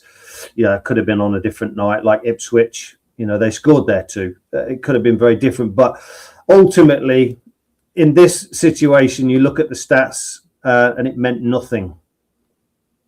Yeah, I think that's interesting, isn't it? Yeah, it does kind of mean nothing because I think it's something you can maybe hide behind as well. And it makes me wonder about the quality. I know we've got a lot of turnover in this squad, but we've got to find that little bit of quality in order to be able to find the net. And I do wonder if hopefully it's a hurdle once we get over it once, maybe we'll find it a little bit easier going forward. I mean, Wayne, I think the difference for me coming out second half versus the first half was in the first half, I think like people rightly noted, we were a little bit pedestrian in the final third, when it came to creating those chances, the chances went, doubled and even tripled actually in the second half. Do you think that's something that Russell Martin has really got to drill into these players to get going from minute one in games? The fact that we've got to be finding that energy, because there seems to be a trend in now going back to Burton as well, where we seem to have a little bit of a lack of energy at certain parts of the pitch at certain points, and we're still working that out. Would you see that as being the big thing to fix from today? Yeah, I mean, look, you got to play quick ball if you want to play. If you want to get through bank of 4-4 or whatever the banks they are, you've got to play quick ball. You've either got to go brave attacking, set the team up to have overlapping wingers or underlapping wingers and stretch people either way on the wing, or you've got to have people that can literally some people can be in a group of players and they can come out with the ball and get a shot off. And sometimes with Clibo, he said overplaying. Sometimes like Watson, for instance, come inside and he took an extra touch. You're thinking, you play on 5-a-side, you have got a defender in front of you. You literally push it, and then you hit it hard. All you need is a gap where you can see the goal, and then you can hit it. And, sometimes on the TV, the goal can look the 18-yard box can make it seem a football pitch away. But 18 yards when you're in front of a goal, it's very close to shoot a ball. And shoot a ball and keep your foot over it, keep it hard. And I just think we're lacking that clinical edge. So that's something Russell Martin has got to sort out. He's either got to improve the shooting in front of goal. So if you get a chance, how do we, in this position, get clear shots off to trouble the keeper? Because you can have a shot. I can have a shot on target. I can hit it, miss-kick it, and it's trundling towards the goal, and that's probably counted as a shot on target.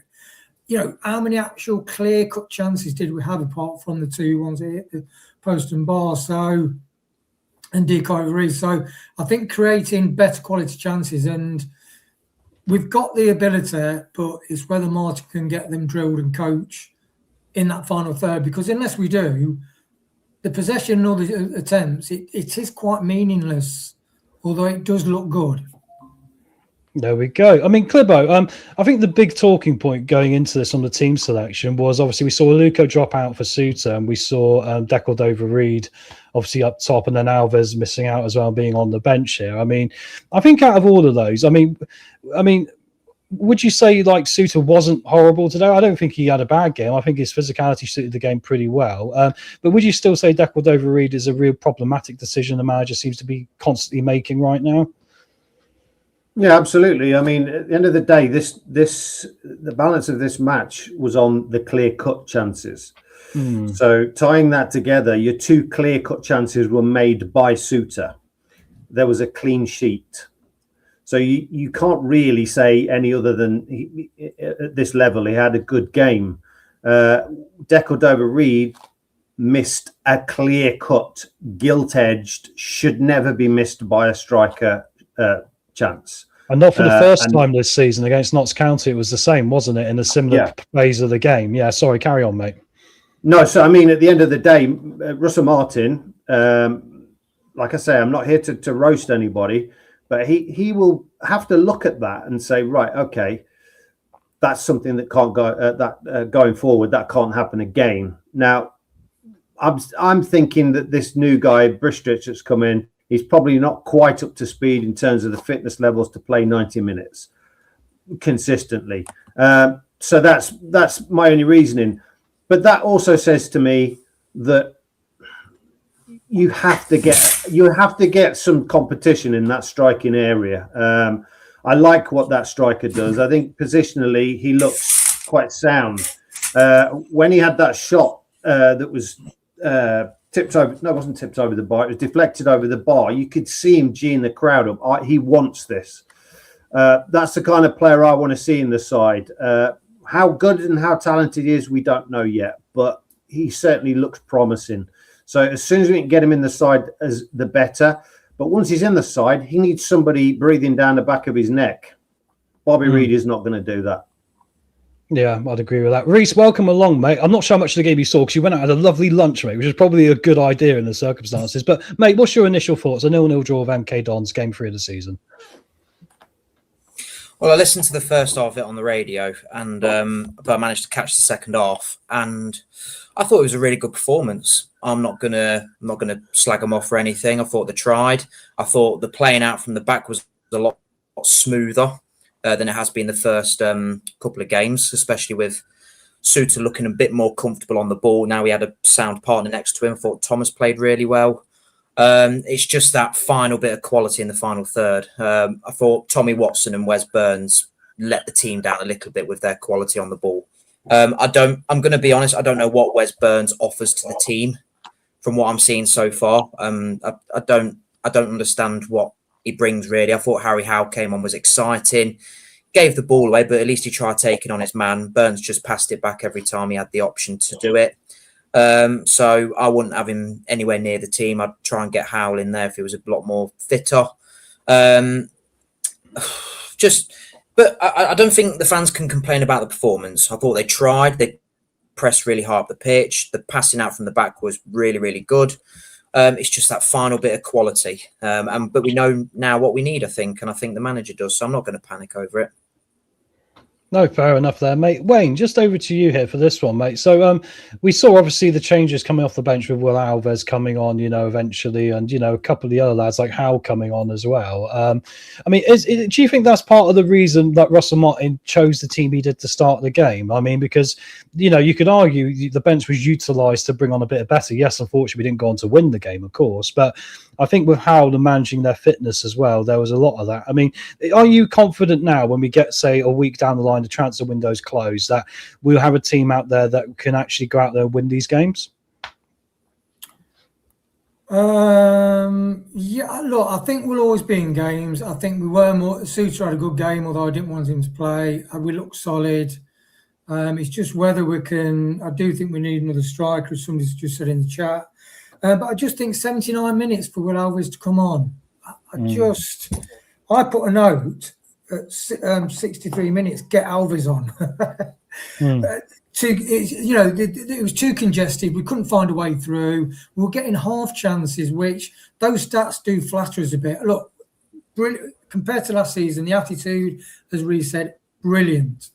But our problem, and Russell Martin's problem, is breaking through teams and scoring goals. If we can't do that, we'll be finishing mid-table. Yeah, I think that's a very good point. I mean, it does make me think the next few days are going to be big. And we've got Plymouth, haven't we, on Tuesday? Am I right? Yeah. Which is interesting because we when you think about the team selection today, I do wonder if Bristich has started instead of Decordova-Reid and he got that opportunity, because he would make the same run. There's no doubt about it because he's been doing them. Would we have gone 1-0 up, and what sort of game would we have had then?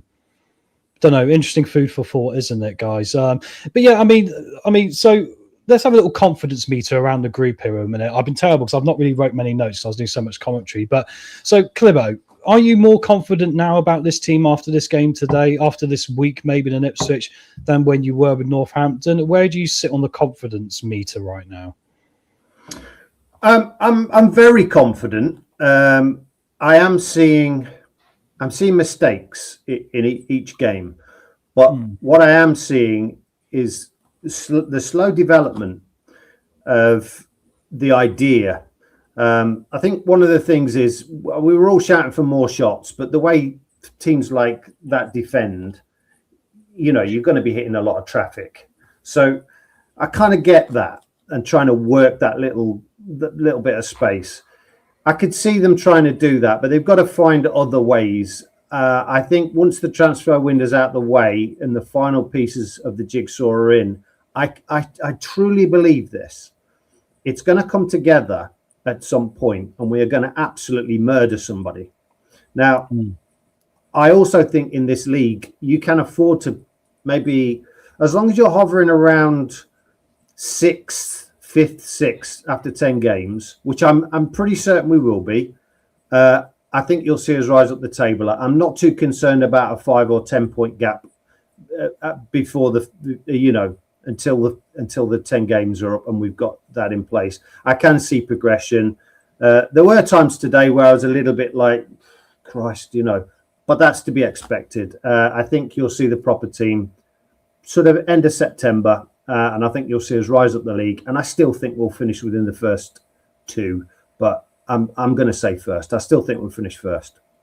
Love the confidence. Reece, where's your confidence at, mate? Are you still on the board, the HMS Pistol League with Russell Martin? How are you feeling?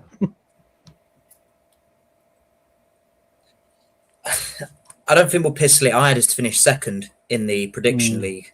So I just think we'll go up. That's the be all and end. And, at the end of the day, the way I've at the start of the season, I was like, right, first place, no exceptions.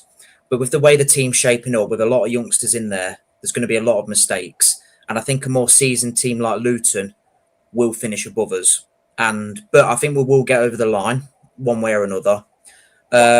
So I just think Martin now needs to really turn his attention to the strike force, because I think you've seen today with Suter and Thomas, I thought they looked really comfortable. I really do. I thought that was one of Luke Thomas's better games, and whoever is going to, slag him off is just doing it out of spite. To be honest with you, I thought Harry Suter played like he actually wanted to be here, and I think he led by example when he took the captain's armband off him. So that was a bit more of a better attitude from him as well. So I just think Martin really needs to think, right, we're playing well. You can see the passing's great, the intricate triangles, the overlaps, the underlaps. I thought the fullbacks were really good today as well. They got forward when they needed to, and I thought they dealt with the wingers as well really good.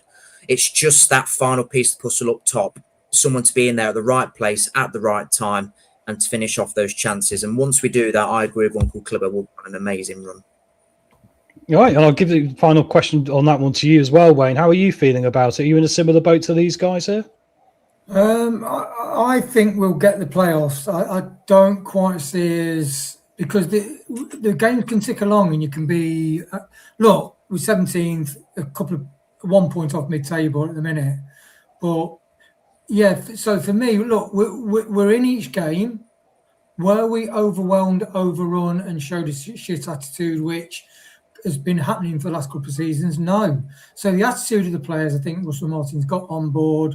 And I agree with the lads. I think Suter, I was one for not wanting him, but him and Thomas together. Thomas, last 2 games, have made a couple of brilliant interceptions, really last-ditch defending. And so that side of thing is right. And I agree with Reece. I just think we need that. Russell Martin's big puzzle is creating clear-cut chances and getting the ball in that. You can see Howell, Alves, Bristridge. I mean, I loved some of his positioning and the way he sometimes plays people in on the edge of the box. He has got everything, and I think a lot of it will click. But my concern is dealing with the 2 banks of 4 and 5 or whatever formation they play. And I just think without Alves in the team, or even someone like Howell or Riley Carr, who are complete disruptors, you need disruptors in the team, and that is the thing. Russell Martin's a big problem. Yeah, but I just got to sort it out. I'm confident that we'll get promoted. Yeah. Awesome. I just got to plug my phone into my computer to get a video off that Steve has sent us all from the game. I just want to say something that I'll lead on to Clibbo with this with. I do still have concerns a little bit about the physical nature of what we're going to face this year. This was a very physical team today. I'll give the players credit. I think they battled really well and really hard. And I think a lot of them were obviously at a bit of a size disadvantage as well, wasn't it? But I mean, for me, there is still this worry of it's a lot of hard work for very little results so far, this, and will players' heads be able to be maintained in the right direction? I mean, Clibbo, is that something that concerns you about Russell Martin, especially when you think, look, if we're all beating our heads against a brick wall trying to get a goal and not getting goals and not winning games, can you see, bearing in mind we've been a bit fragile in the past, the squad mentality might drop a bit here? Oh, it's definitely possible. I mean, I think we haven't been a physical team for a couple of years, but what I will say is this appointment of Martin, it's got the potential to be amazing or an absolute disaster. I don't think there's any in between. There's no magnolia going on here. It's one or the other. So this is where we'll find out where Martin, whether he's got what it takes. Because if that does become apparent 10, 15 games into the season and it's not changing and it's costing us results, that's when I think my head will start to turn and go, well, there's an obvious problem. What I will say is that the new defender that's coming is 6'6". I think he's improved the height of the side a little bit. But also there's a responsibility for these young lads. If they want to make it in professional football, they've got to be, they're going to come up through the leagues with Leicester, hopefully, and they've got to learn to cope with this, and they have to adapt. Martin can coach them all day long on the training pitch, but no tackles are going to go in as hard as they are on a football pitch, and it's sink or swim, and the best players will be chucked in, and they will respond. So, although Martin has a responsibility, it's not totally on him. But I would say after 10, 15 games, if he is persistent and we're losing games or not winning games because of it, that's when we'll see his mettle or not. Muted, Tom. Mute. Yeah, sorry, I was clicking stuff around here. I'm trying to multitask, lads. It's not my forte. Reece, Reece, we've seen what's happened with the game today, right? So what do you think now is the priority that this team needs? I mean, I would still say we looked a little bit iffy in certain places, but other places I'm a bit more confident with the attitude, at least of the players, right? What for you on your shopping list is the main priorities, mate? Well, I think in possession of the ball, I think we're absolutely fine. I mean, you've seen that today. Even with Jakob in goal and Luke Thomas and Suter, the Suter's passing through the centre was absolutely magnificent. That found the striker, and it absolutely fantastic, and it really surprised me. He must have been working on that. So out of possession, a little bit concerned because we are very open to a counter attack. But I thought we dealt with that really well today at times. So that maybe needs to be addressed a little bit. Maybe not to be so open. But in terms of in the market, do we need another centre-back after today? If Suter leaves, I don't know. I don't think that is the main priority. I think the priority for me would be to... Because I can see Page still leaving. I can still see Page leaving. So if Louis Page leaves, we'll need another ball-playing holding midfielder to pick up the ball from the centre-halves. We probably need another attacking midfielder, like a bit of creative spark, but we 100% need another striker. So if Brisbridge ain't working, we can bring on the other guy who's another completely different profile, and they've got a different scenario to deal with. So I think for me, the number one priority has to be another striker. The others are just, if we can get them, great. If not, is what it is. No, beautiful. Right, I'll come back to you in a minute, Wayne. I've got Steve's video here, which I had to upload via my phone to my computer because I couldn't get the access to it on my computer. So it took me a minute there, guys. Steve was at the game today in the away end. I haven't checked this, so let's hope Steve's had a good day of it. We'll soon find out. And let's see how he got on, guys. So here's Steve's thoughts from Stadium MK. There we go again, 0-0. Huffed and puffed, but couldn't get the ball in the back of the net. I don't know how Bobby Reid missed that first opportunity. I think it's easier to miss than it is to score at that point. It's not shocking. There's some improvements for sure, but it just was slow again. And against the low block, which is going to happen a lot this season, we're not going to win many games. So frustrating again. Back on to Tuesday now with Plymouth. That'll be an interesting game because they like to attack. So it could be a harrowing defeat, or we could batter them. You never know. But yeah, overall, just disappointment again, not to have some clinical finishing in the box, and then goalkeeper being man of the match. Bobby Reid. Why are we playing Bobby Reid? Why? Our strike looked really good, but oh well. Here we are. Come again Tuesday. Well, we've had worse, I think, haven't we? So, but I think that's it, isn't it? You know, I mean, it feels almost like a result today, which is kind of passing the baton on to something else in the future. And thanks to Steve for that. You want to follow Steve on X, guys? He's at Elm_665, all right? And he does a lot of funny Leicester City comments and the posts and all the rest of it. So thanks a lot, Steve. So Wayne, we got Plymouth up next. I mean, it was mentioned there. Look, you know, they normally go 4-4-2. Interestingly enough, from my research on them, they normally play quite an expansive game. They're not like MK Dons who have 5 behind the ball. How do you think? Initial thoughts how we could fare against that before we then go into today's performance rating and player rating? I mean, do you think that game's going to suit us more, or do you think that will be a bit more difficult for us going up against a more open side? I think they're a good side, Plymouth. I think that it will be a difficult game. One thing I do like with regards to the physicality in this league, I do think people like Braybrook and Page in particular, that they roll the knocks they have. I've been very impressed with either they escape the physicality because they are really quick thinking, they can see the situation coming, but I'm really impressed with the physical side of the game. And defensively, Sammy Braybrook especially, I'm super impressed with his defensive contributions as well. So I've no worry in that regard. But yeah, it's a quick turnaround, and Russell Martin has got to have a meeting scratching his head, thinking, you know, because what percentage, although Plymouth might have a go, I mean, most of the teams will be low blocking. So it might be interesting to see will the Arthurton teams this season they'll actually have a bit of a go at us? That will be it, won't it? So would it be a good game to take advantage of? Well, it seems important for us to get a win here because, like we say, I mean, for all the talk about performance, and ironically today kind of fits the Russell Martin narrative for me, what he has been talking about getting those performances for a longer-term stable success, right? He did mention in the week, obviously, the 25-game unbeaten run that he ended up going on with Southampton, which took a little bit of building to get to. So I think the next game is crucial because we still need to get 3 points. We might even end up in the bottom 4 by the end of tonight, which will be something quite interesting. It'd be the lowest point in the club's history. Anyway, guys, I'm going to keep it short on the post-match today because I think, you know, we all had a longer day of it. So let's go around and we'll do performance and player man of the match. I think first, let's go for man of the match today, and then we'll go for performance rating. So I'm going to start with Clibbo. I mean, who would you go for as your man of the match today, mate? Probably Braybrook. I think he, you know, was on the pitch, you know, for long periods. So overall, I think he contributed the most. I think a lot of the attacking play went through him.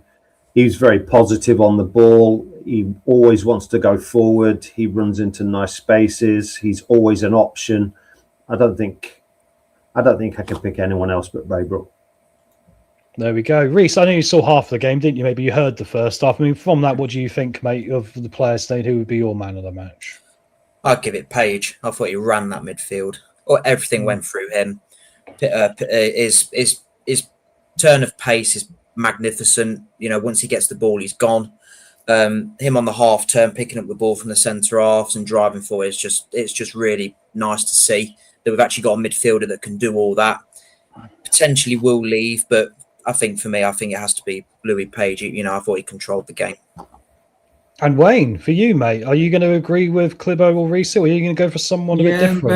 Ben, quite a few people. So look at all the people. So, you know, Richard, Nate, Ben, they all say, but yeah, I love Page. And what I like Page does, and Braybrook does it as well, is when the ball's coming to him and the opposition's coming, it goes to play the ball and he just leaves it and lets it run and spins around. And it makes it's such a simple thing, but he's just got that brain. He's got a brain in the moment. He knows what to do. And it can spin round and progress the ball up. I just think if he had a faster winger on the right-hand side, we could have faster transitions and get more clear-cut chances. But Louis Page, wow. Yeah, that's fair enough. I mean, I agree with everyone saying Louis. I think there's like we had last week. There's probably 4 players we could probably mention, which in some ways is a step forward from last season, where it was always Jordan James, wasn't it? There was no one else we'd really pick out from any game, was there? I mean, I think Louis Page for me is up there. I think Braybrook's up there as well.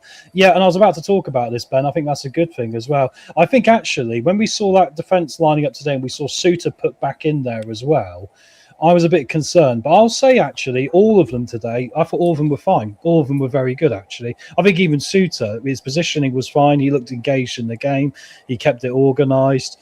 Yeah, so no, I was happy with all of them. I'm going to go left field for man of the match just to mix it up a bit because I think he deserves a lot of credit, this guy. I'm going to go for McFarlane.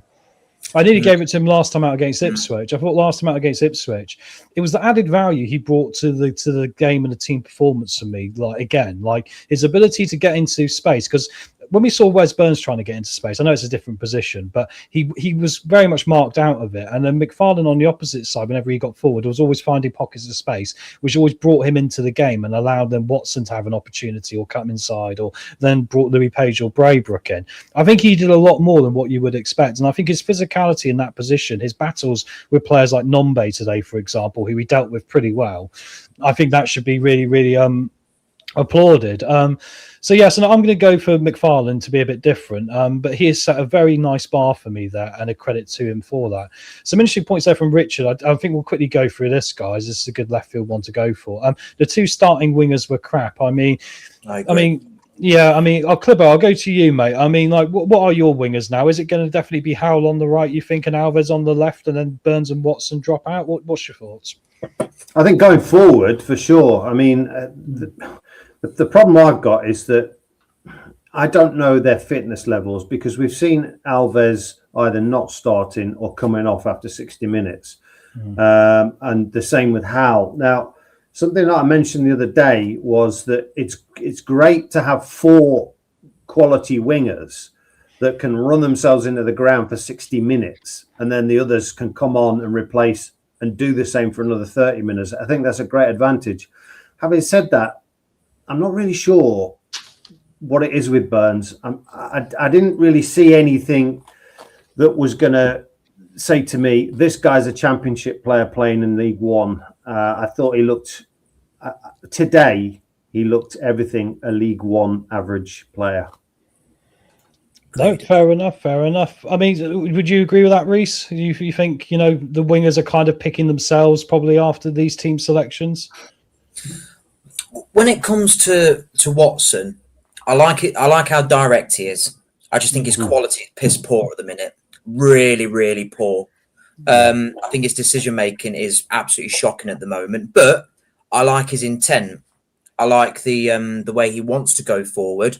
I just think he's stuck. Do I go left? Do I go right? And it always takes that extra touch, and that's always letting him down. So I think for me, it would have to be Alves and Howe. And I agree with Uncle Clibbo. Wes Burns, and I'm going to say it right now, if we carry on playing him, I think he's going to hinder the way we play. I think he's too slow on the ball. He's not quick enough. And for all these Ipswich fans absolutely berating him, I've not seen that player. I've not seen it once. Yeah, well, there we go. Wayne, just a quick sideways left question here, just based off the back of what's being said there.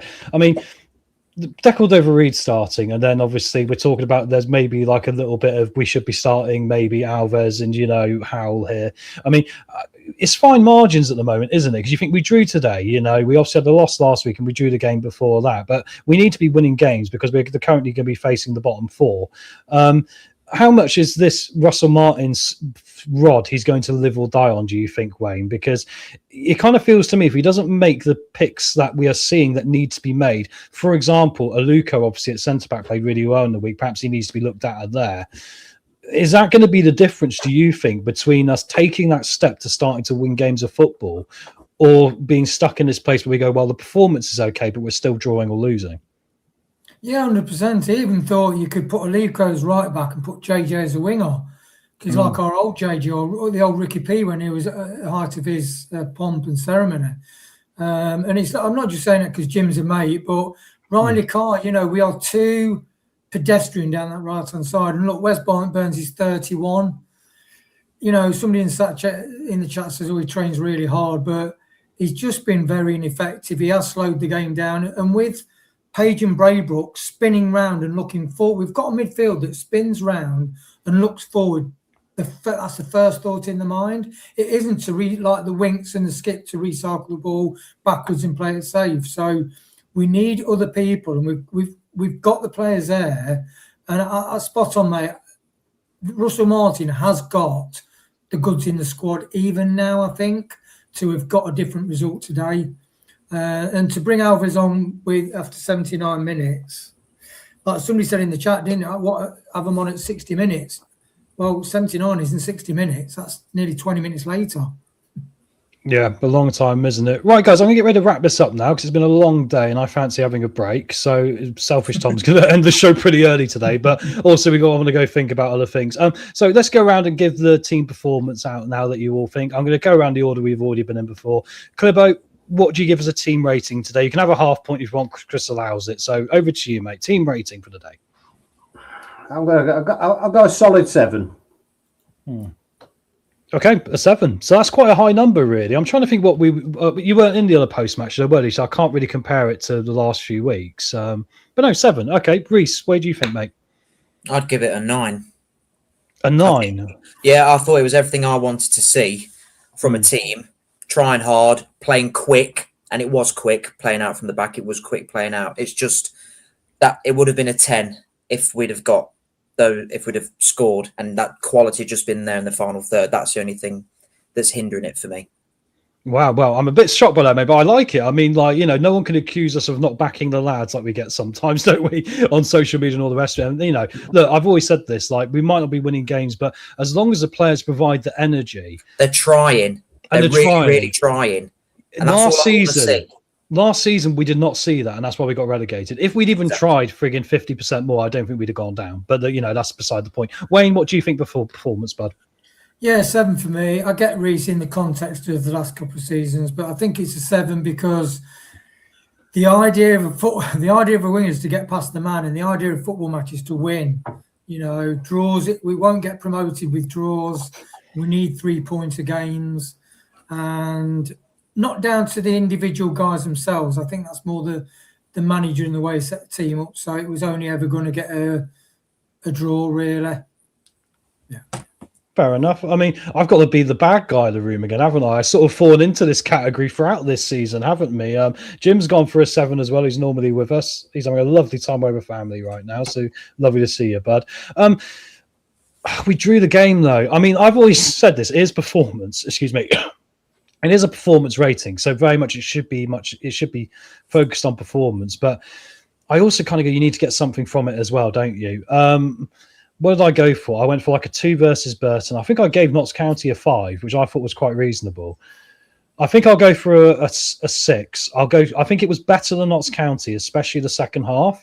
But we still ended up drawing a game, and we still need to do a little bit more for me in regard to approaching the game at the start in the right way, having the right team selection to start the game with, and just making sure we got that passing down a little bit more. I want to see a little bit more understanding in the final third between the lads. I still think sometimes players are on different pages. Not meant to be a joke about Louis Page, but you know, but there is that kind of thing going on, isn't there? And I kind of want to see that in training. Just he's going to go there, you go there, or that guy's going to make a run there. Be aware for this, guys, and just see a little bit better. And hopefully then we'll get Tom to appearing as Scrooge at the local cinema near you. I don't think 6 is harsh. I think 6. I mean, anything 5 and plus is kind of average, isn't it? I mean, I think 6 is reasonable, and I think it just is in that mindset of, look, you know, I appreciate the effort and energy, especially in the second half, but we just need to make sure we don't oversight the fact that things need to get better in a few areas yet. That's the only way you get better from these situations, isn't it? And end up getting to where you need to get to anyway. Still gelling, like Advisors said. Then Advisors given a 7 or 8 for great energy or effort. I think we've been surprisingly sort of, you know, positive for bearing in mind it was a 0-0 draw. We kind of went into this game going, we needed a win. So I guess credit to us all. And maybe, guys, what Russell Martin was talking about in his press conference, he's actually put out there on the pitch today and shown a sign of, look, it's still gelling, it's still moving forward. maybe that is something to get behind. Boys, thank you all very much for joining us. We are going to keep it a bit shorter today. It's been a long day. So, 11:30 we started. We're still going now. When Chris is back, we'll probably do a bit more of a longer one. There's more of us spread around doing different things, but it was impossible for me to write notes during the game while I was trying to do everything else. So we'll just keep it nice and short and sweet. We'll be back tomorrow on the channel for the Football Manager show, which I'll be doing at 9 p.m. tomorrow. I've got my second round of games. I'm still undefeated. I'm hiring a new director of football in that one because I sacked John Rudkin. So if you want to see something along those lines, then come along and join me for that. A bit of fantasy in the real world, which should be quite enjoyable. Tom for owner. Hey, I'm not saying anything. Those of you who do come along and watch it, I think you've quite enjoyed what you've seen so far. So, yeah, we'll see who I hire in as my new director of Football Flat tomorrow. We'll also be back on Monday with a couple of review and, shows for you. And then on Tuesday, we'll have a new watch-along for the next game, which is Plymouth. So we've got a busy week here, guys. And thank you all very much for being with us. Clibbo, Reese, Wayne, thank you all very much for your support today, lads. And this one's for Chris. We look forward to having you back, mate. The anchor of our ship. I felt like he was our Louis Page on this channel, and we needed him today as well. So good to have you back when you get in, mate. Thank you to everyone in the chat. Thank you to the mods. There's a list going out on my arse here of things I could thank, but thank you all, and we will see you next time on Leicester Till I Die. So cheers, guys. See you next time. That's it for another show, and from all the team at Leicester Till I Die TV, thanks for watching, listening, and getting involved.